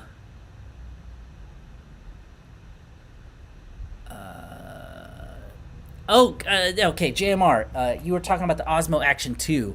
The Osmo Action 2 can turn into a little tiny camera, and then you can put it on your helmet. And then you could put another battery on it and connect it together and put it on your helmet. Isn't that amazing?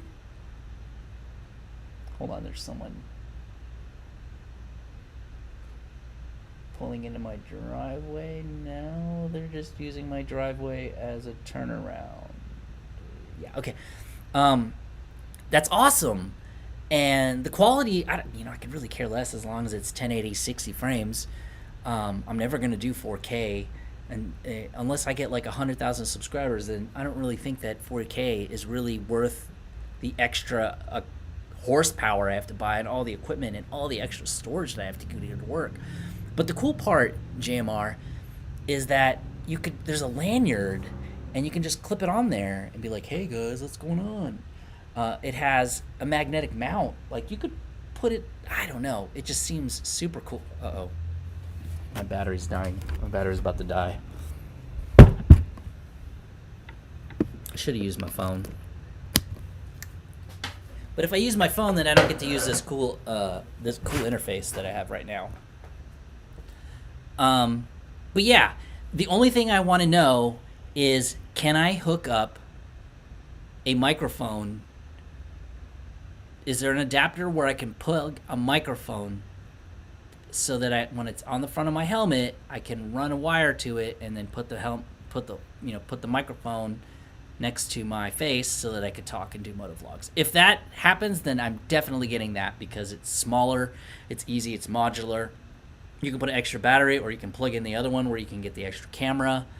The screen, which to me is really optional. As long as I know that it's recording, that'd be great. So that's my opinion on that so far on the Osmo Action 2. Now I have an Osmo Pocket, the one with the gimbal on it, and that's great. If you're thinking about getting a different camera to take around with you, that's a good vlogging one. Now, you can't plug a mic into that one, but the audio is pretty good. Roy, I went to college for a while working on classic cars. Nice. When you say working on, I was like, is that motor, restoration, body work? Hey, look, Luce Cabre, Dorito the Luce Cabre. Hey, check out this behind me, Mr. Dorito Luce Cabre. What is that right there in the corner? Do you see it?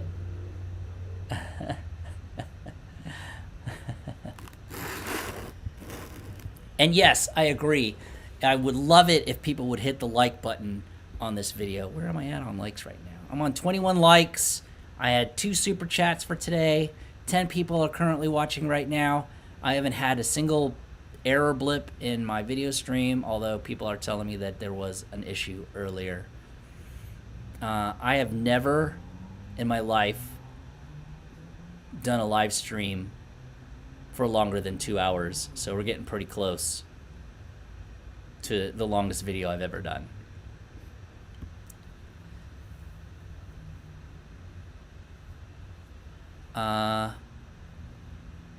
I can Facebook you. Yeah, Facebook me a message. Yeah, send me a Facebook message, and then I'll get you my number. And then, because I like texting, it's easier, and I've seen you around for 1,000 years on the channel, so I might as well, cool. We can communicate. DJI released a wire mic too, but I don't know. Oh, I believe it does work because I was looking at it on there and I saw the dual mic for the Osmo Action. The only suggestion I can make, JMR, is if you're ever recording video on your GoPro or on your anything, especially if it's an action camera, take it off of the ultra wide and then try to use it in the regular so everything looks proportional and right at the edges. It doesn't at the edges here, it doesn't flare out wide to make it look weird. Oh, very nice. Did you get another one? No, that one's actually going back to Lafon. They're supposed to come back and get it. Now, if you live in Houston, you can come and pick it up and take it off my hands and do your own videos on it, and then you can return it back to Lafon. That'd be cool. Oh, and this one too.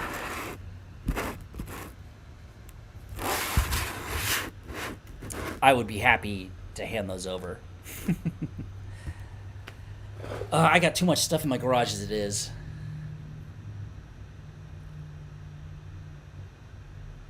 Might do the new scooter soon. Okay, so Dorito, I talked to Lafon, and this is the reason why a lot of these bikes are being returned, because now they're going to send me the KPV 150, the one that looks like this one, looks like my Zuma, but it's supposed to be an adventure.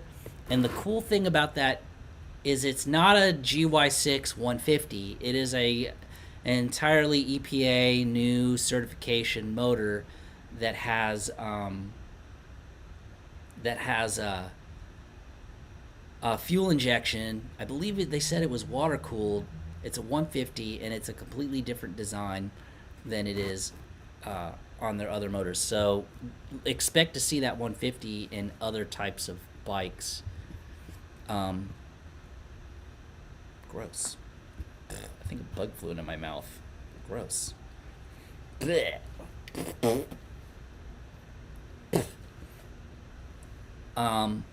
But yeah. But JMR, your production value on your videos is very good for starting off. Like, I don't know, if you ever have a chance, like, scroll to the very bottom of my videos where I do stuff with my phone. And it is not that great at all. But, you know, you do it because you like to do it, and it's fun, and enjoys it. And that's the only way to do YouTube videos, is to do it because you like talking to people, enjoying to people, making community, doing community stuff, and you're not doing it because you need people to tell you that they think you're cool or you're trying to be a billionaire. No, this is strictly a hobby, and this is for fun. Extra protein, gross. Pfft. I know insects are edible and junk like that, but like, no thanks. I live in a civilized nation, and until the zombie apocalypse comes, I'm not going to learn how to eat insects. Dean, got me that exhaust for the KPR. Thanks for your tip and email. Yeah, that's this exhaust down here. Hold on. That's this exhaust down here. And I'm telling you, this exhaust, when you put it on the KPR 200, it turns it into a completely different bike. Because the stock exhaust, which I still have also, it sounds like, I don't know, it sounds like a very weak lawnmower or something like that. It was terrible. I know that there's I know there's requirements for noise output of your bike when you first release it, whenever you're getting your certificate to be a bike. But yeah, I'm glad that came out. I really do.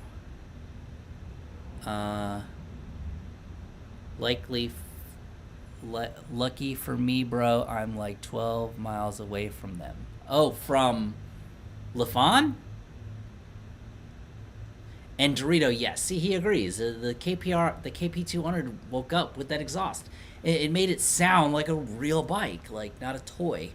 That's what someone described to me once whenever they bought the exhaust. It was like, first it sounded like a toy, and now it sounds like a bike. Still a single cylinder, and it has that single cylinder sound, which is fine, but it really did wake it up. That is awesome. Do you get to talk to them or anything? Do you know Tony, the CEO Tony down there, or anything? I don't know. I'm asking. Yes, Velocely. Dude, you've been here before, and I still haven't. I'll just call you Vel. Yes. So the idea is that once I'm done fixing this, she's gonna come off the rack, and then the Zuma is gonna go on the rack. And the very, very first thing I'm gonna do, and it's not gonna be live for that one because I want to record that and produce it in beautiful looking videos, or as beautiful as I can build it, on how to do it. But the first thing I'm gonna do is strip plastics and try to figure out how to disconnect and remove the motor from the body. The rest of it, the motor is going to sit on a table, and then we're going to go do the 158 conversion on there. I'd really like to do that. Everyone tells me if you don't do anything in the CVT for the BBK on the Zuma, it's like super torquey. It's like wheelie time on there. But I don't know. Is there a gear ratio change that you can do in the transmission? I don't know. We'll see. I haven't got there yet. Let's just get the BBK done and then make the people who've been wanting me to do the BBK happy. What time is it? I would love to go for a ride. Oh, it's almost 5. It's almost 5. We're up to 24 likes, 12 concurrent viewers. We've had 2 super chats so far. I've been running for 2 hours and 5 minutes. I think that's pretty close to my record. I don't remember. I think JT Vlogs was around. Have I done a live stream longer than 2 hours? Maybe.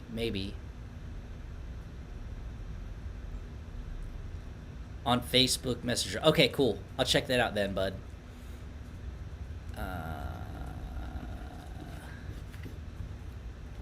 Where is my conversation?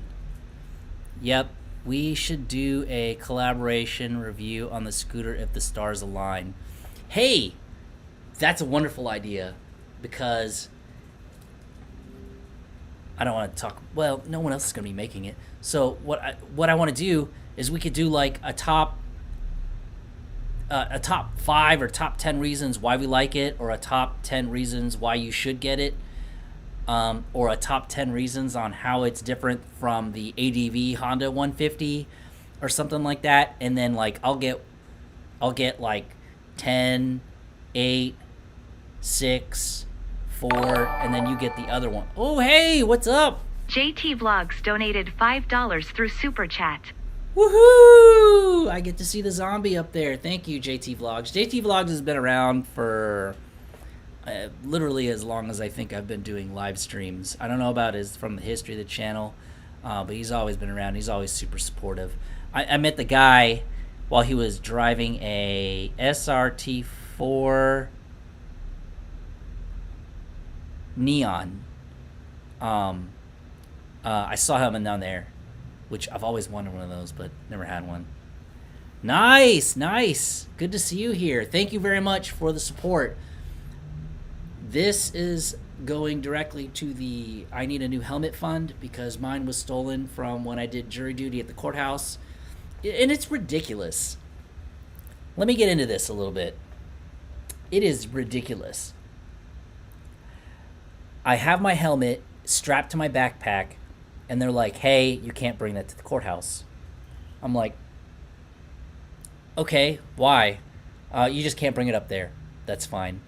I go, where do you want me to put it? I give it to them. They give me a claim ticket and say they're going to put it in security. Then give them the ticket. They'll take it out of security and give it back to me. I'm like, okay, great. So, they're responsible for it, right? They gave me a claim ticket. This is the voucher for my helmet. So I do this. The next day, they give me another voucher for my helmet. I'm like, great, this works out. I don't have to carry my helmet around. Although it's not a big deal, because I was a juror. So there was a jury room that I could have just kept everything in the corner, and it would have been super secure, because there's cops everywhere near the courthouse, or near the jury room, the courtroom. And I come down. I come out the elevator, and there's these like freaking SWAT looking dudes that come up, and they're like, hey, come here. I'm like, oh crap, what did I do? Do I have any unpaid tickets, or like did they find out that like somehow I did something illegal? I don't know. Like maybe they know I have a YouTube channel. I don't know. I have no idea. So he pulls me over to the side, and he's like, you're not in trouble. And then he pushes the button on the little chest cam on there. I'm like, great. He goes, unfortunately, your helmet was stolen.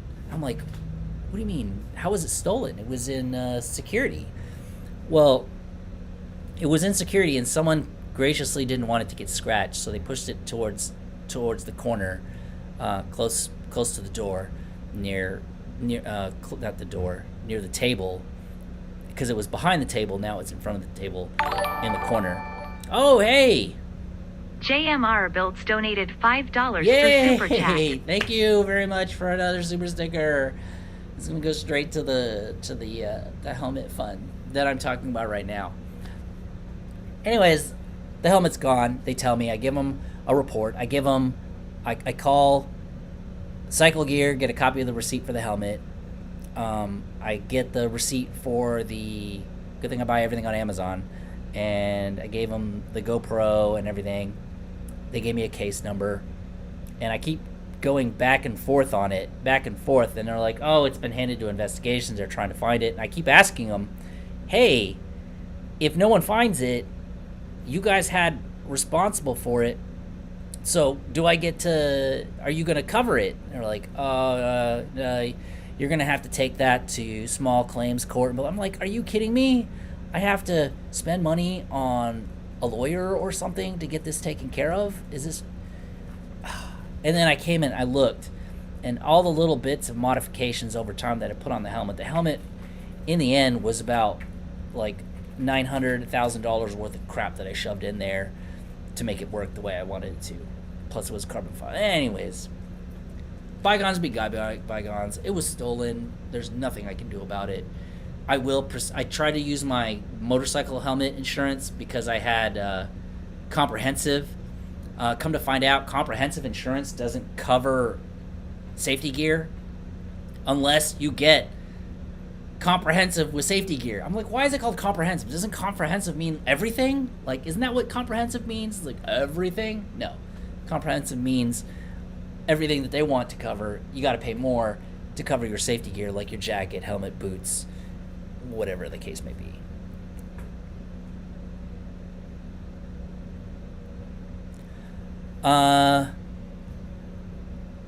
Anyways, thank you, JMR. So I've got a few super chats in today, and I really appreciate it. It's not required, but it is fully appreciated, and it definitely will go towards exactly what I'm talking about right now. Vincent, hello, bro. I have a Harley Davidson. I remove the baffles so I can make it more loud. I go to downtown area to make it super loud in downtown, making people pissed off. I'm only 18. My parents bought this bike for me. I'd be yelling at the judge, technically. I did, speaking of, I did contact the courtroom judge because he was super cool. I'm like, look, man, I did a whole week of jury duty for you. Jury duty sucks, especially in a murder trial. And you have to decide whether this guy was doing self-defense, and there's video. And then it's like these crazy gangster people who are dating gay people who are like driving other people's vehicles, trying to meet at hotels, and all this crap. It was crazy. It's not something that you want to do. I did it once. I enjoy it, but yeah. And yes, they win. I've been checking Facebook Marketplace and all sorts of stuff to see if I can find my helmet, because I did epoxy the GoPro mount on there, so you cannot remove that without making the helmet look like crap. So there's going to be a place on there. Maybe I'll find it one day. Maybe I won't. Who knows? If I get it back, wonderful. But it's not going to be with the GoPro, and it's not going to be with the Cardo Freecom 4 Plus on there. I guarantee you that. But whatever. I'm back to my old World War II helmet on there. I mean, I still have that. It has a Cardo on it still. I used to use it when my son would ride with me and we could talk to each other while we're riding the bike. But now I only have one helmet, so I can't really bring anybody with me anywhere anymore. And the worst part about getting your helmet stolen, guys, here's the worst part about getting your helmet stolen. Being downtown and having to drive 30 miles worth of freeway with no helmet on in rush hour at 5 o'clock in Houston, of all places. If anyone in here is from Houston. In Houston.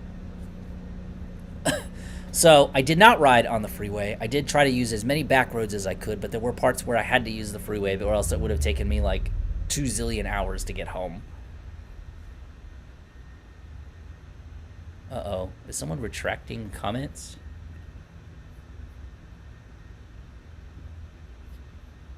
Oh. Well, Mr. Vincent, I do have a SV650 V-twin. It is not a Harley, but it is a V-twin, and I do have a catless exhaust, and it does sound super loud, and I love riding through downtown. It was loud.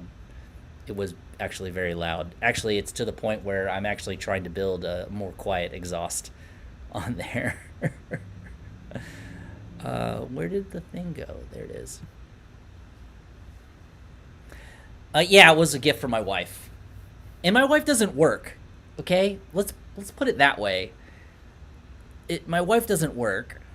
I'm the only one who works. So the tidbits of change and dollars here and there she's been saving, and then wanted to... And like, literally on my birthday was like last year, not the last one. My last birthday was October.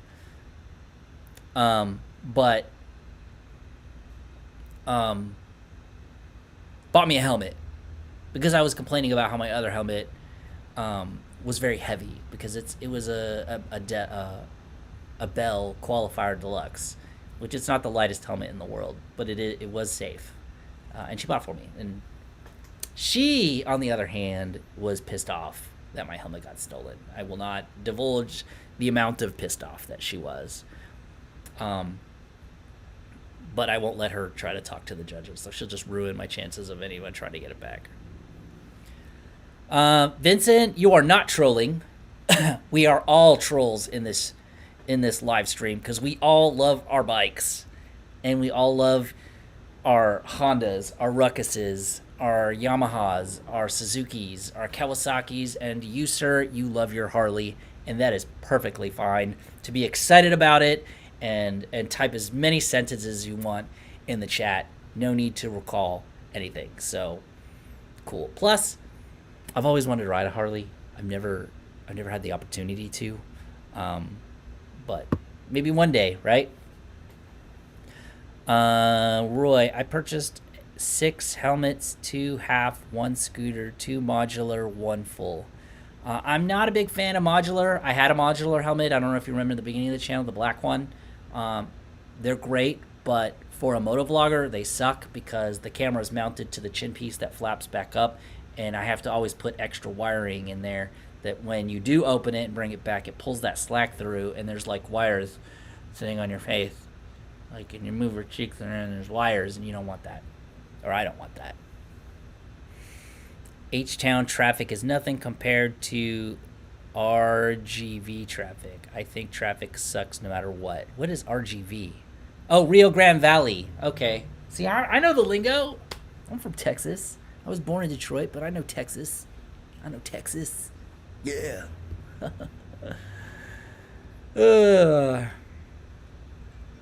So, let's see.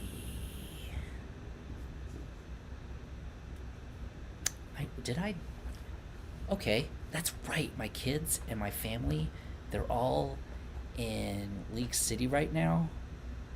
I'm by myself. My daughter's in College Station. My wife's brother went to work, so I'm literally alone at home. I'm at home live streaming on a day where it's 75 degrees outside, super beautiful sunny, and I'm not riding my bike. That's how much I love you guys. Now, I really wanted to work on the Ruckus.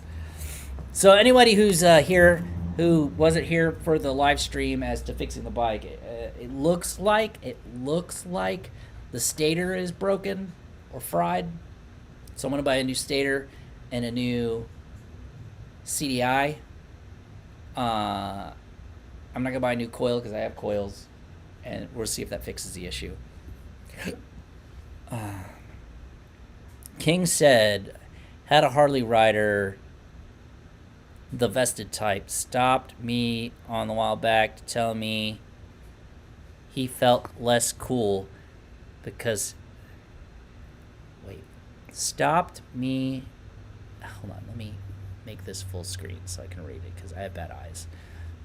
Had a Harley rider, the vested type, stopped me a while back just to tell me he felt less cool because he was on a big bike. He liked my Gy6 a lot. That's good. I thought it was going to go the other way. I'll be honest with you. I thought it was going to be like Harley hate, not Harley love. Because in most of the bike communities, except for 2 that I'm aware of, the Honda Ruckus community is very, if it's not a Ruckus, I hate you. And the Harley community generally is like, there's only Harleys. All the other bikes are crap. And that's not saying, I'm not saying that, what's his name, Vincent, is like that. I'm just saying, in my experience, Harley riders have been douchebags to me. Like that one time, I don't know if you saw the video where we were sitting at a stoplight and he was sitting behind me and he started revving his motor like he wanted to race my Gy6 Ruckus. I raced him and he kicked the crap out of me and took off. But, you know, whatever. It's cool.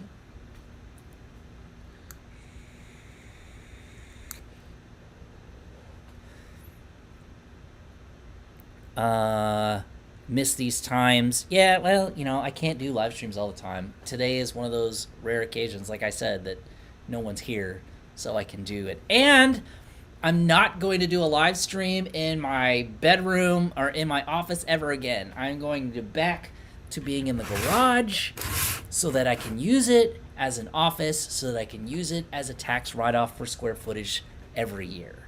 Just kidding. No, it's because it's about the, this is where everything is at, is in the garage. But yes, I do use it as a tax write-off. But still, at the same time, that's where everything happens. I sold my HD wired.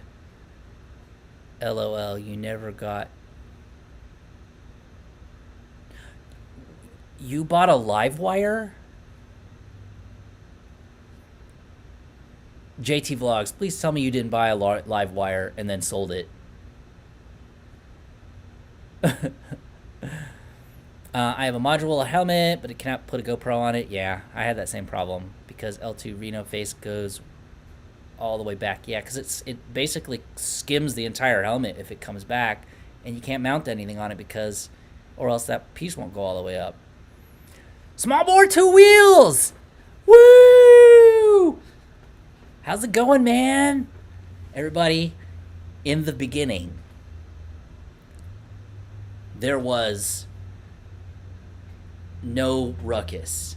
And then there was Ruckus. And right after there was Ruckus, there was small bore 2 wheels. Small bore 2 wheels, literally, not figuratively, literally is the reason why my Ruckus looks like this. Because the day I saw him with those 12x7s in the back with stretched, of course he got 2-piece, I didn't get 2-piece, with all the super cool handlebars and all sorts of stuff, that is where it all began.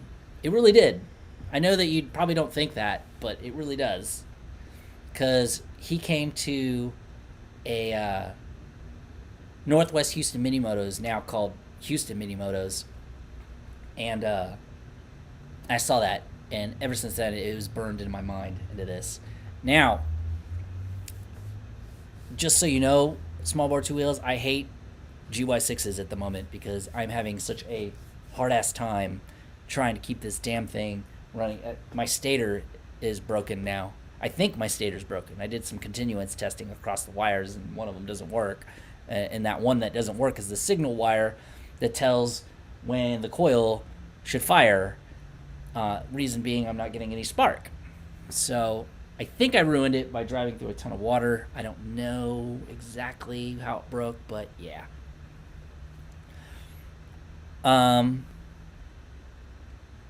Yeah, and I really miss the dual vlog, man. I really do. It's cool dual vlogging with other bikes, but it's even cooler dual vlogging the way we did it, the way we edited our videos. I don't know. I miss that. I miss that. That type of video creation. I don't get to do that very often. I don't get to ride with anyone anymore. Or either that or there's a lot of people here who don't want to ride with me anymore. But anyways, that's another story. JT Vlogs. I sold it.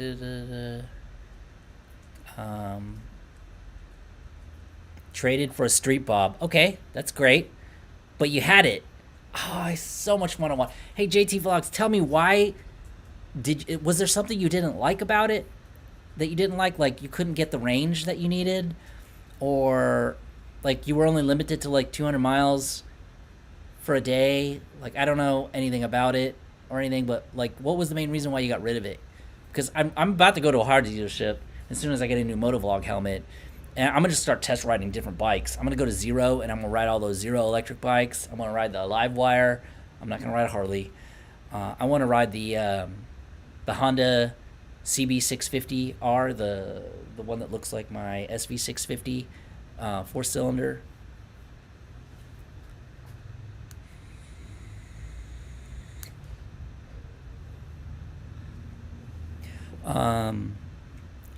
Silver balls. Oh.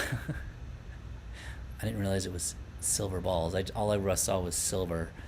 Well, that's good because silver is lighter than gold, and that might require a special kind of Kevlar made underwear. Anyways, Harleys are a dime a dozen. True, they are still expensive though. A custom Ruckus, priceless. I agree, and that's my argument. Every time I talk to, or I go to a car show or a bike or of some sort, I tell them about all the parts that I retrofitted from other bikes to fit on this. As a matter of fact, the windshield piece is a top piece that comes off of a Harley. The parts that I've made with my metal cutter to make on here, and those custom handlebars that are CNC that I got from Ruck City. All the little bits and pieces that I put together to create something I like to call original. I don't think it's that original. The color scheme and the way it looks and stuff is my style. But yeah.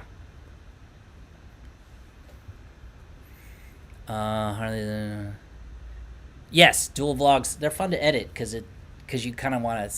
You have to get that banter in the edits to make it look right. Anyways, I'm glad you're here, Small Bore Two Wheels. You're one of the old school people that began this journey with me. I hope to see you online soon someday. If not, you can always record with me, and then we can release something. Anyways, just a suggestion. JT Vlogs, I'm down to ride, no noise, and the insurance was crazy. Oh, really? Oh, I can imagine. Because it would probably be super expensive to fix an electric bike like that, or to replace it. Yeah. I can see that. I really can. All right, guys. Give me a second. I'm going to go inside and take a leak because I'm not going to pee in my garage. And then I'm going to get something like a glass iced tea. I'll be right back. Give me 3 minutes. 3 minutes. When the timer gets to 2 minutes, then I should be back. All right?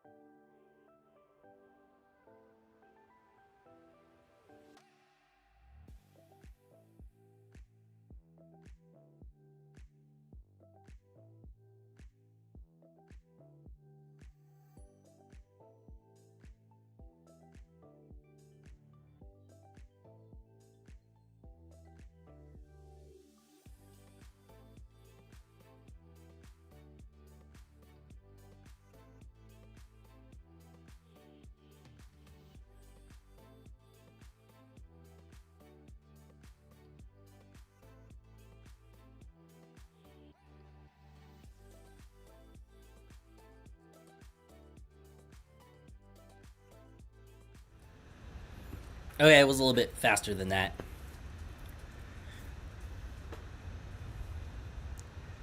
I have to eat something. I have to eat something soon also. I actually got some sweet tea. Heard from Lee. Shop's still open. Yes, Lee's shop is still open. And it is very successful, as a matter of fact, as far as I can tell. It's in a bigger shop. It's air conditioned. Plenty of room inside of there. lots of bikes, always a queue of bikes to be repaired, and it's not. It makes sense. Like, hold on, I think my audio is cutting. I'm clipping, and it makes sense because he does good work. He really does. He does good work. Buzzy does good work too.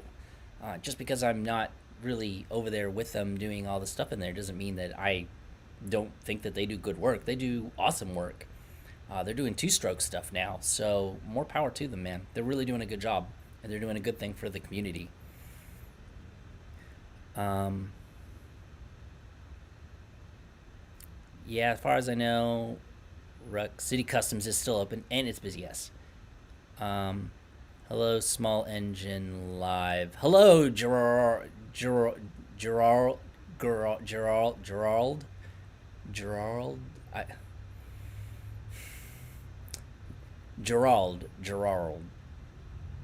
Okay, yes. Hello, how's it going? For those of you who just got here, I did do as much as troubleshooting as I could with the bike, and I think my stator is bad. We did some testing with the meter. While I'm at it, I'm going to go ahead and replace the CDI. I mean, if I was smart, what I would do is I would just gut all the wiring and then redo it all nice and beautiful. But I don't really have time for that. I'd like to get some riding in before it starts to get really, really cold outside.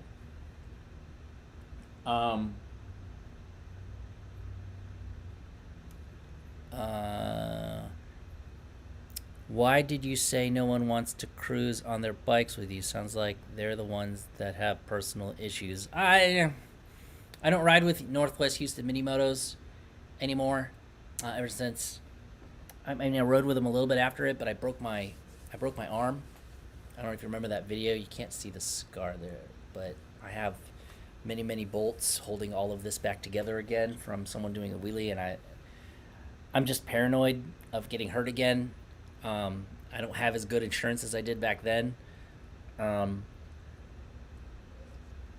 Now Scott, he's in Austin now, doing his wheelies and stuff like that. And Scott is an awesome guy, truly an awesome guy.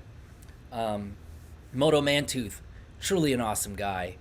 He's part of the reason I'm on YouTube to begin with also, because of his videos and back in the day. It's not that no one wants to ride with me. I don't see enough rides, and there are a few people that I don't want to ride with for particular personal reasons. So yeah, there's that. LOL, a hard name. What harness do you run? I have an ATR version 4 harness. It is a DC harness. Not the version 5, I believe, is AC now. Or is it DC? No, mine's version 4 is AC. The version 5 is DC, I believe. Yeah.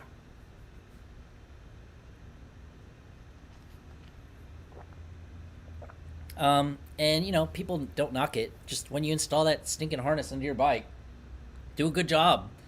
That's why people give Gy6 such a bad name, is because they don't do a good job when they put the harness in and take shortcuts, and then they complain. It's never, like, for example, all my problems is nothing to do with the functioning of the motor. It's the accessories on it, the electronics, the CDI, the wiring, this and stuff. The motor itself is fine. It has, if I could buy quality parts like that, cost 5 times, 6 times more, to know that I would get Japanese reliability out of the CDI and the rectifier and all the rectifier.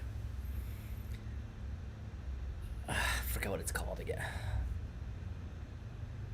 Anyways, if I could do that, I would do it and then be done with it. 49cc Scoot had a video. You should check it out. If you advance the timing on the Stator, the Gy6 would take off faster than putting a high performance CDI. Oh, really? If you advance the timing, how do you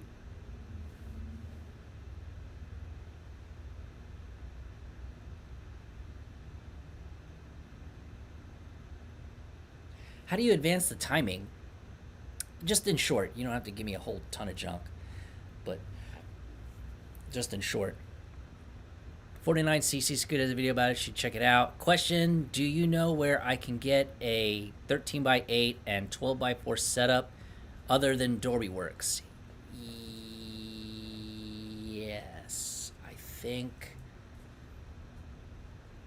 scootertuning.ca. I think they have 13x8s now at Scooter Tuning, I believe.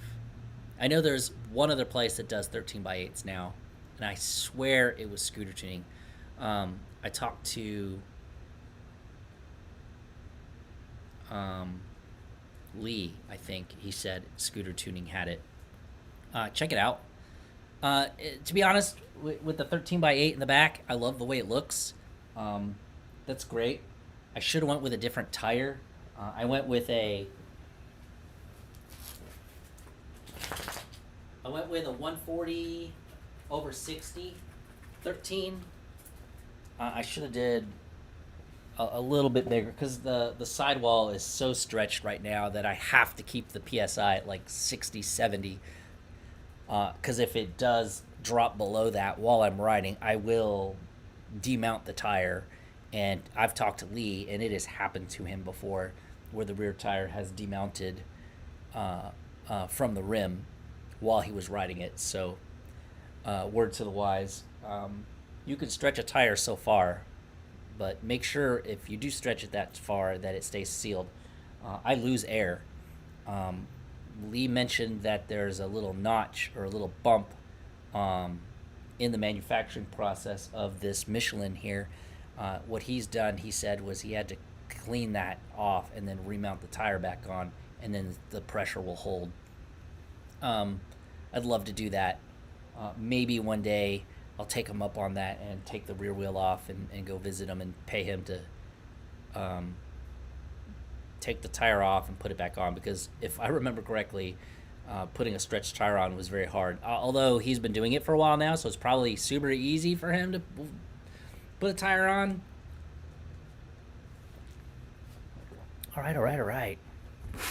Shadow, I thought you wanted to say hi to everybody. Shadow wants to say hi. Hi, everybody. Hi, baby birdie. I'm a doggy. Anyways. Stator. Can you make a Ruckus and ride in the metaverse with the occupied, with the occults? Let's see. Maybe. It depends on how fast I can get the antimatter flow to flow through the flex capacitor and manage the matter to antimatter ratio coming outside of the array.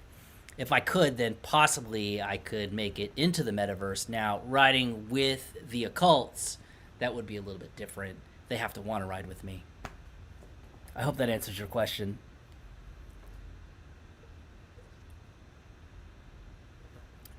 Gerald. I think Grit City Ruckus has those sizes you're looking for. Check them out.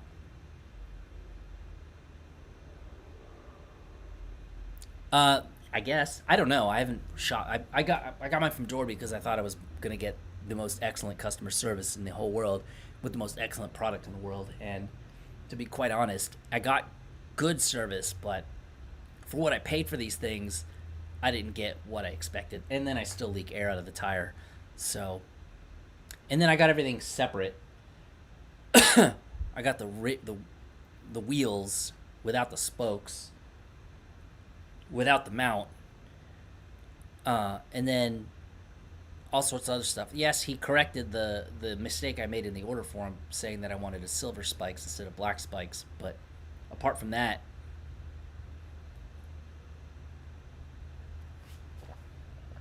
anyways, thank you.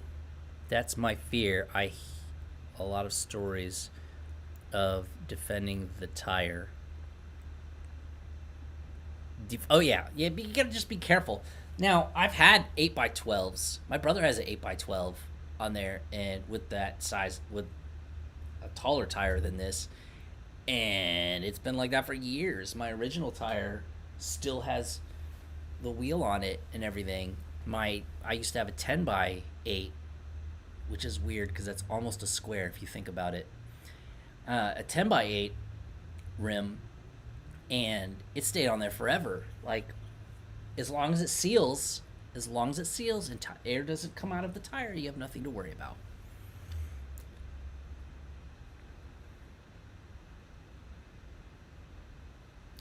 I heard a lot about Dorby wheels losing. I'm a customer of Dorby, bought his harness, a couple things, and I'm not very happy with his products. I'm not very happy with his customer service. How's that harness? I heard it's supposed to be the ultimate of harnesses because he like literally puts everything in there for you, like makes connectors and everything. I thought it was supposed to be awesome because I mean the ATR harness is good. I mean, it's good. It gets the job done and it runs right. There could be some improvements in some of the parts and components they made and some of the wrappings on it and stuff like that.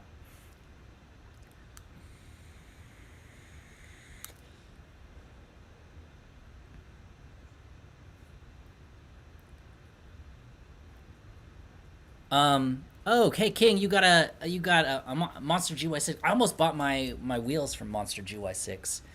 They got lots of good different types of wheels and a good value too. Like they're not crazy expensive. That's where I was going to buy my rims, and then I got it in my mind that I wanted a 13x8, and I bought this. I should have just bought the other ones. I know the only place I won't buy rims from is Machine Machines. Yes, he has beautiful wheels and wonderful wheels, but I've heard absolute horror stories about some of the stuff that he's done to people as far as those wheels. If you look at his videos on the gentleman who bought the custom harness, that's 2-piece because tucked it in through the frame. But I've had issues with my taillight blinking and flickering. Is that just a harness connection piece? Or is it a voltage problem? Yeah, see, 12x7. I think I would have, if I could change what I did, 12x7, which won't fit on this mount, but a skinnier rear wheel would help me with my handling because let me show you something. When your rear wheel is as wide as your bike, not your handlebars, but as wide as your bike, right? And then your rear wheel is just as tall as your seat. The difference in width of the rear tire as opposed to the skinniness of the front tire makes for absolute terrible handling. Like, you know, it doesn't handle for crap. Like, it's very, very, very hard to turn. And small bore two wheels, now I know why you have the 12x7, because I bet you it handles better. And I bet you not having to stretch a tire so wide probably gives you that amount of reliability in the rear tire that and confidence that it invokes rather than what I have. But I still like my choice. I will get that part fixed eventually through Ruckus City. But right now I just need to get it running. I did come up with a couple of things, like I wanted to put a 2-stroke 70cc on my Ruckus. I thought that might be cool. I think what we're probably going to do is me and my brother eventually will buy a Copart wrecked PCX that has a good motor and no broken rims in the rear, nothing broken in the harness, and then start to see if we can swap one into a Ruckus ourselves. We had the idea of, instead of selling a mounting kit to mount a PCX to the rear frame of a Ruckus. Here, let me give you an example.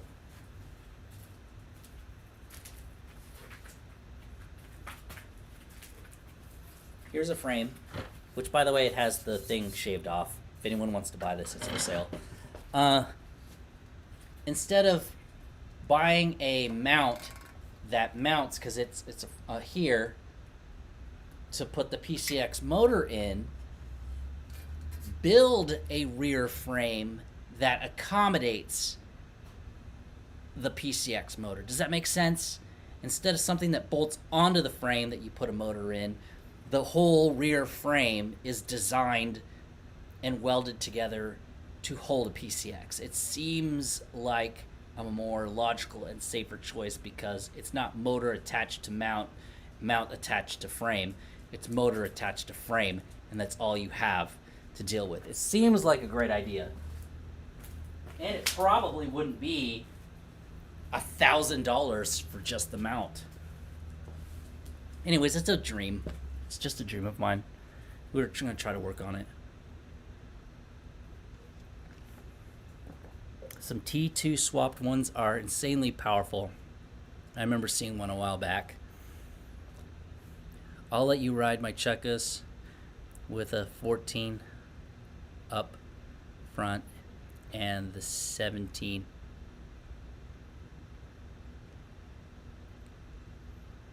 Yeah, the Chuckus is motor to frame. As a matter of fact, I think yours is the reason why I kind of came up with that thought when I saw it. So, yeah. Still want to ride a Chuckus. And that's right. The Chuckus does have a 14-inch wheel in the front. So, proportionally, it does look better. In my opinion, I really should just buy a Chuckus, right? I really should just buy one and start modding it and making it look cool. Like, why not? You know? This is basically a Chuckus here, except for more homemade. Shadow, quit staring at people. You look like you want to eat them. You're not going to eat people today. You're going to eat dog food. Okay. Say hi to everybody again. Hi, everybody! Don't mind the grass coming out of my concrete. Hi, everybody!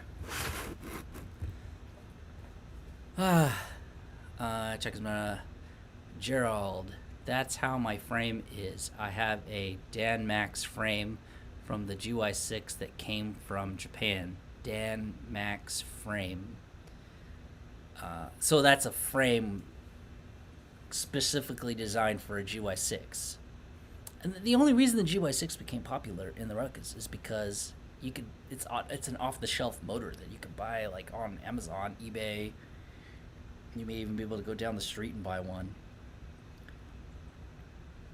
Anyways, let's go check Cujo status. Hey, old school Dave. Let's see where we're at. Let's go for 3 hours. I haven't done a 3-hour stream. I don't think I've ever done a 3-hour stream. Let's hit 3 hours, and then I'm gonna go eat some food because I'm super hungry. Maybe I'll start another live stream on my cell phone and then go eat at Whataburger. You know what'd be really neat? I've always pondered the idea of doing a live stream on my Moto Vlog helmet because I know the GoPro 8, 9, 10, they have access to where you can send the signal to a live stream. Now, I wouldn't be able to see what you guys are saying, but I'd be able to talk and live stream. I guess it's not really much of a live stream if I can't see what you guys are saying and interact, because that's the whole point of a live stream is interaction with people.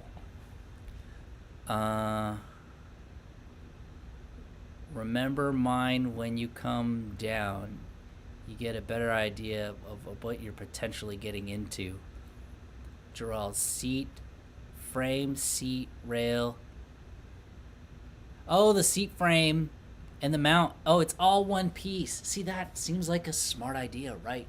Of course, that adds rigidity, and then that will translate into the transmission of vibration through to the rider but as long as you solve that mounting issue where you can have that absorb enough shock, then I don't see what it would be a big problem.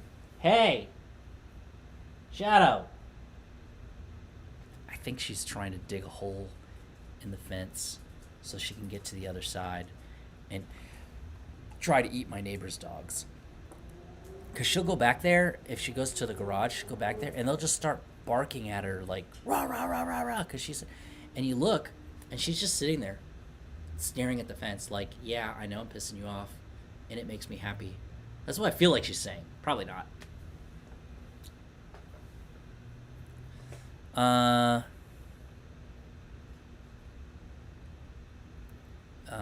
Hell, even Ice Bear scooters have same Gy6. Yep, yeah, that's true. It's all the same motor. I mean, there are slightly different castings for different from different companies, but they're basically the same thing. They all use the same parts.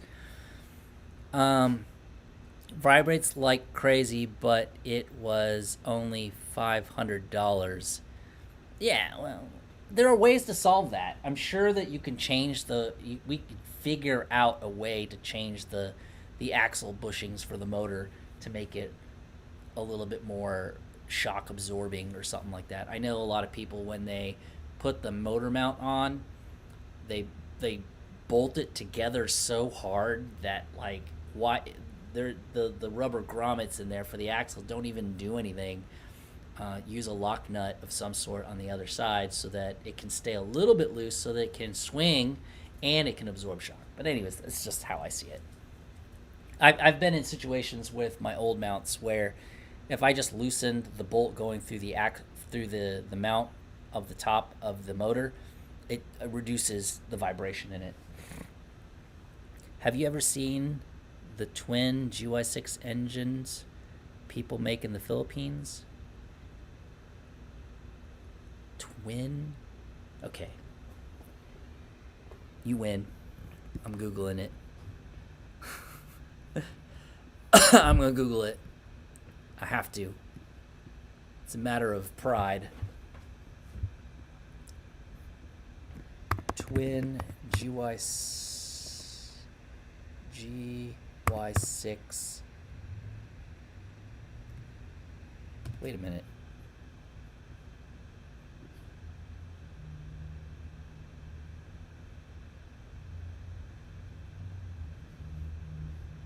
Oh, okay. I thought you were trying to tell me two motors. You mean twin piston?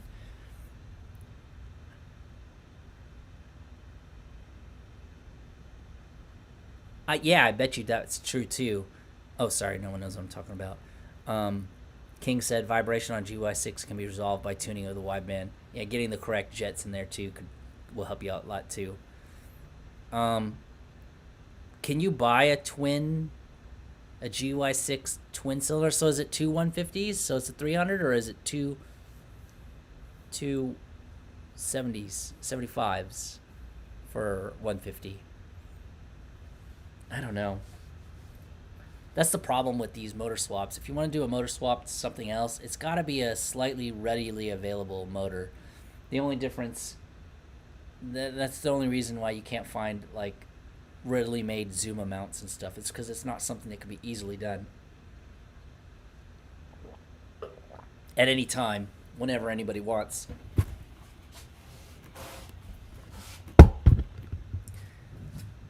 So, yeah, I think it'd be kind of cool if they made a twin Gy6. But then again, if the parts are hard to get, then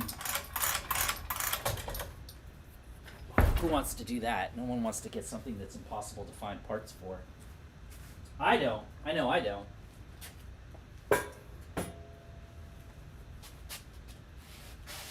Where in the world did I put... Oh, yeah.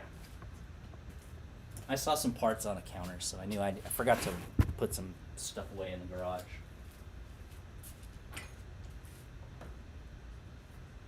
I try to keep my tools organized. I don't know how JMR, if he's awesome at organizing his tools, but I suck at it. But this is the first time, so maybe I should do more live streams when I'm fixing stuff, because when I fix stuff with you guys watching, I clean up after myself, because I know that I will be judged, and I don't want to be judged for leaving tools everywhere. This is fun. I'm really having a good time with this one. This is this experiment turned out really well. I'm really enjoying everything that I'm doing with this. Now, if anyone's ever done a Miata top, please let me know. If you found any cool videos, or if you've ever done one and found a video that helped you, I'd love to know. The two-stroke motors they build are nuts also. I've seen 300 single cc two-stroke that was selling for 14K American. I bet you a 300cc two-stroke probably rips like an insane thing. Like a crazy, crazy machine. Crazy machine. I bet you it's a crazy machine. Crazy machine.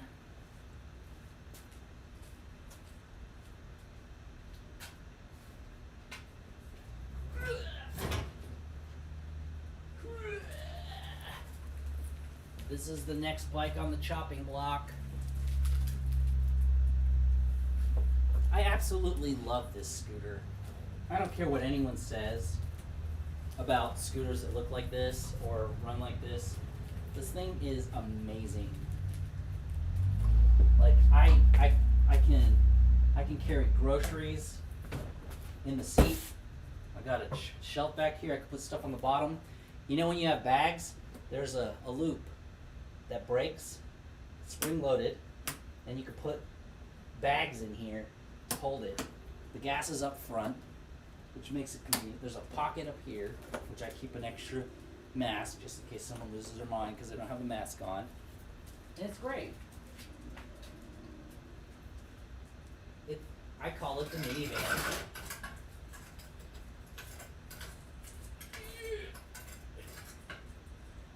How the heck do you...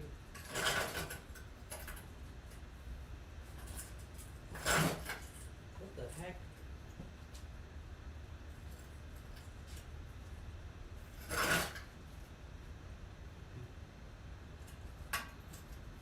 Why?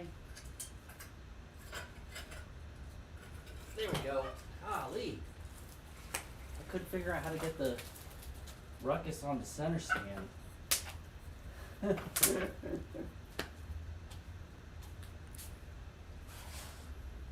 Here you go.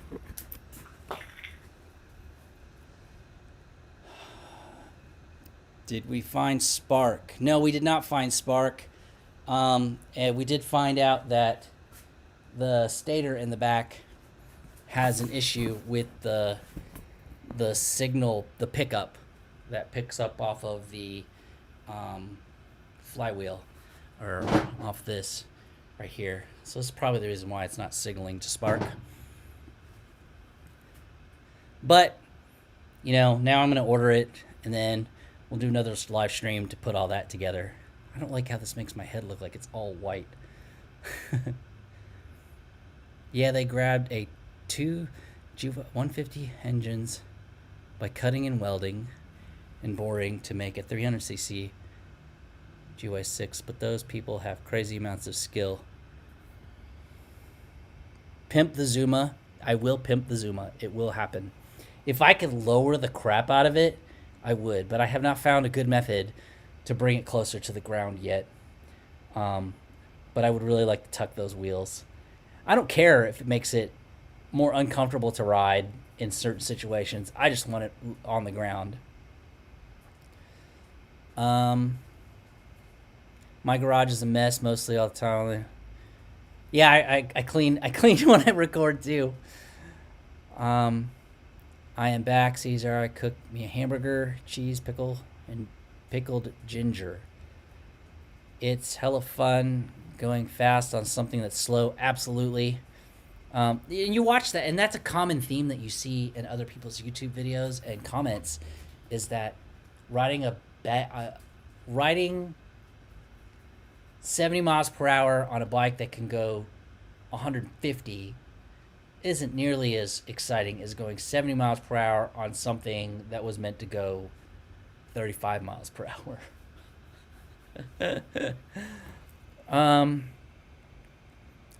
Gerald, question: do you and your brother do custom work for customers? We have done. I don't advertise it, but we have built custom pieces for people before. Shaved frames, cut frames, shortened frames. We've done stuff for Jeeps and stuff for people's other motorcycles. We tried to fabricate some stunt bars once, and it came out okay. But yeah, we do. Dean, the DoorDash videos were epic. Oh, you know what? Uber Eats registered my Zuma. Like, before they would not register my Zuma to do delivery, and then I just randomly checked, and I added the Zuma, and it got accepted. And it's in there. It's in the roster of vehicles I can use. Don't be scared if you see a few more Zuma delivery videos come out again. I just need before I do that, I want to solve the cup problem. How do I carry a cup on my Ruckus? Up to 4 cups on my Ruckus.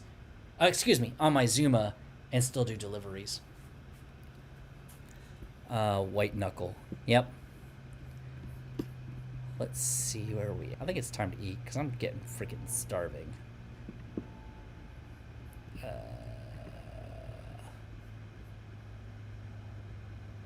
Oh no. Did something happen to the stream?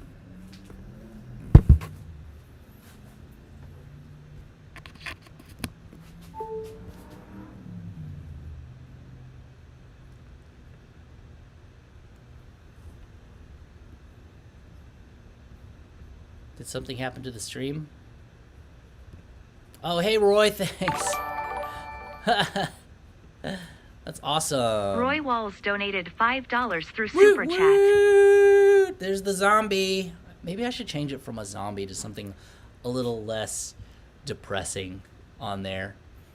Gerald, get me on Facebook or on Instagram, and let me know what your request is, and we'll try to see if there's something we can figure out for it. But, hold on. Look, yeah, so I'm still streaming. For some reason, my browser locked up, but I am still transmitting through OBS. Anyways, we have been going for over 3 hours now. Officially the longest stream that I've done. And I really appreciate everybody who is here right now, who has been here, who showed up for just a few minutes, who showed up for hours, who showed up from the beginning to the end, who just showed up at the beginning, who just showed up at the end. I don't really care. I like it when people stop by just to say hello. Anyways, I'm going to go and eat something, probably at Whataburger, on a bike, and enjoy myself in this wonderful weather that we're having today in Houston, 75 degrees. So, anyways, thank you, Roy, for that last super chat that put me over the top. Really appreciate it. Hope you guys enjoyed. And I'll answer that question. For Halloween, I am gonna go meet my family down south, trick or treat, and then come back. That's it. Email me at Ceasar. I don't do social media. That's a more common thing I hear nowadays. Yeah, just email that. That'll work. Anyways, I'm headed out, guys. I'm going to go eat. I hope you guys enjoyed. And I will see everybody in the next live stream. Yay! When I get the parts. Okay, hold on. See, I keep ending it, and it's not really ended. When I get the new parts, then I will schedule the part 2 to this to see if we can do some testing to make sure that that's what fixes it. Anyways, thanks, guys.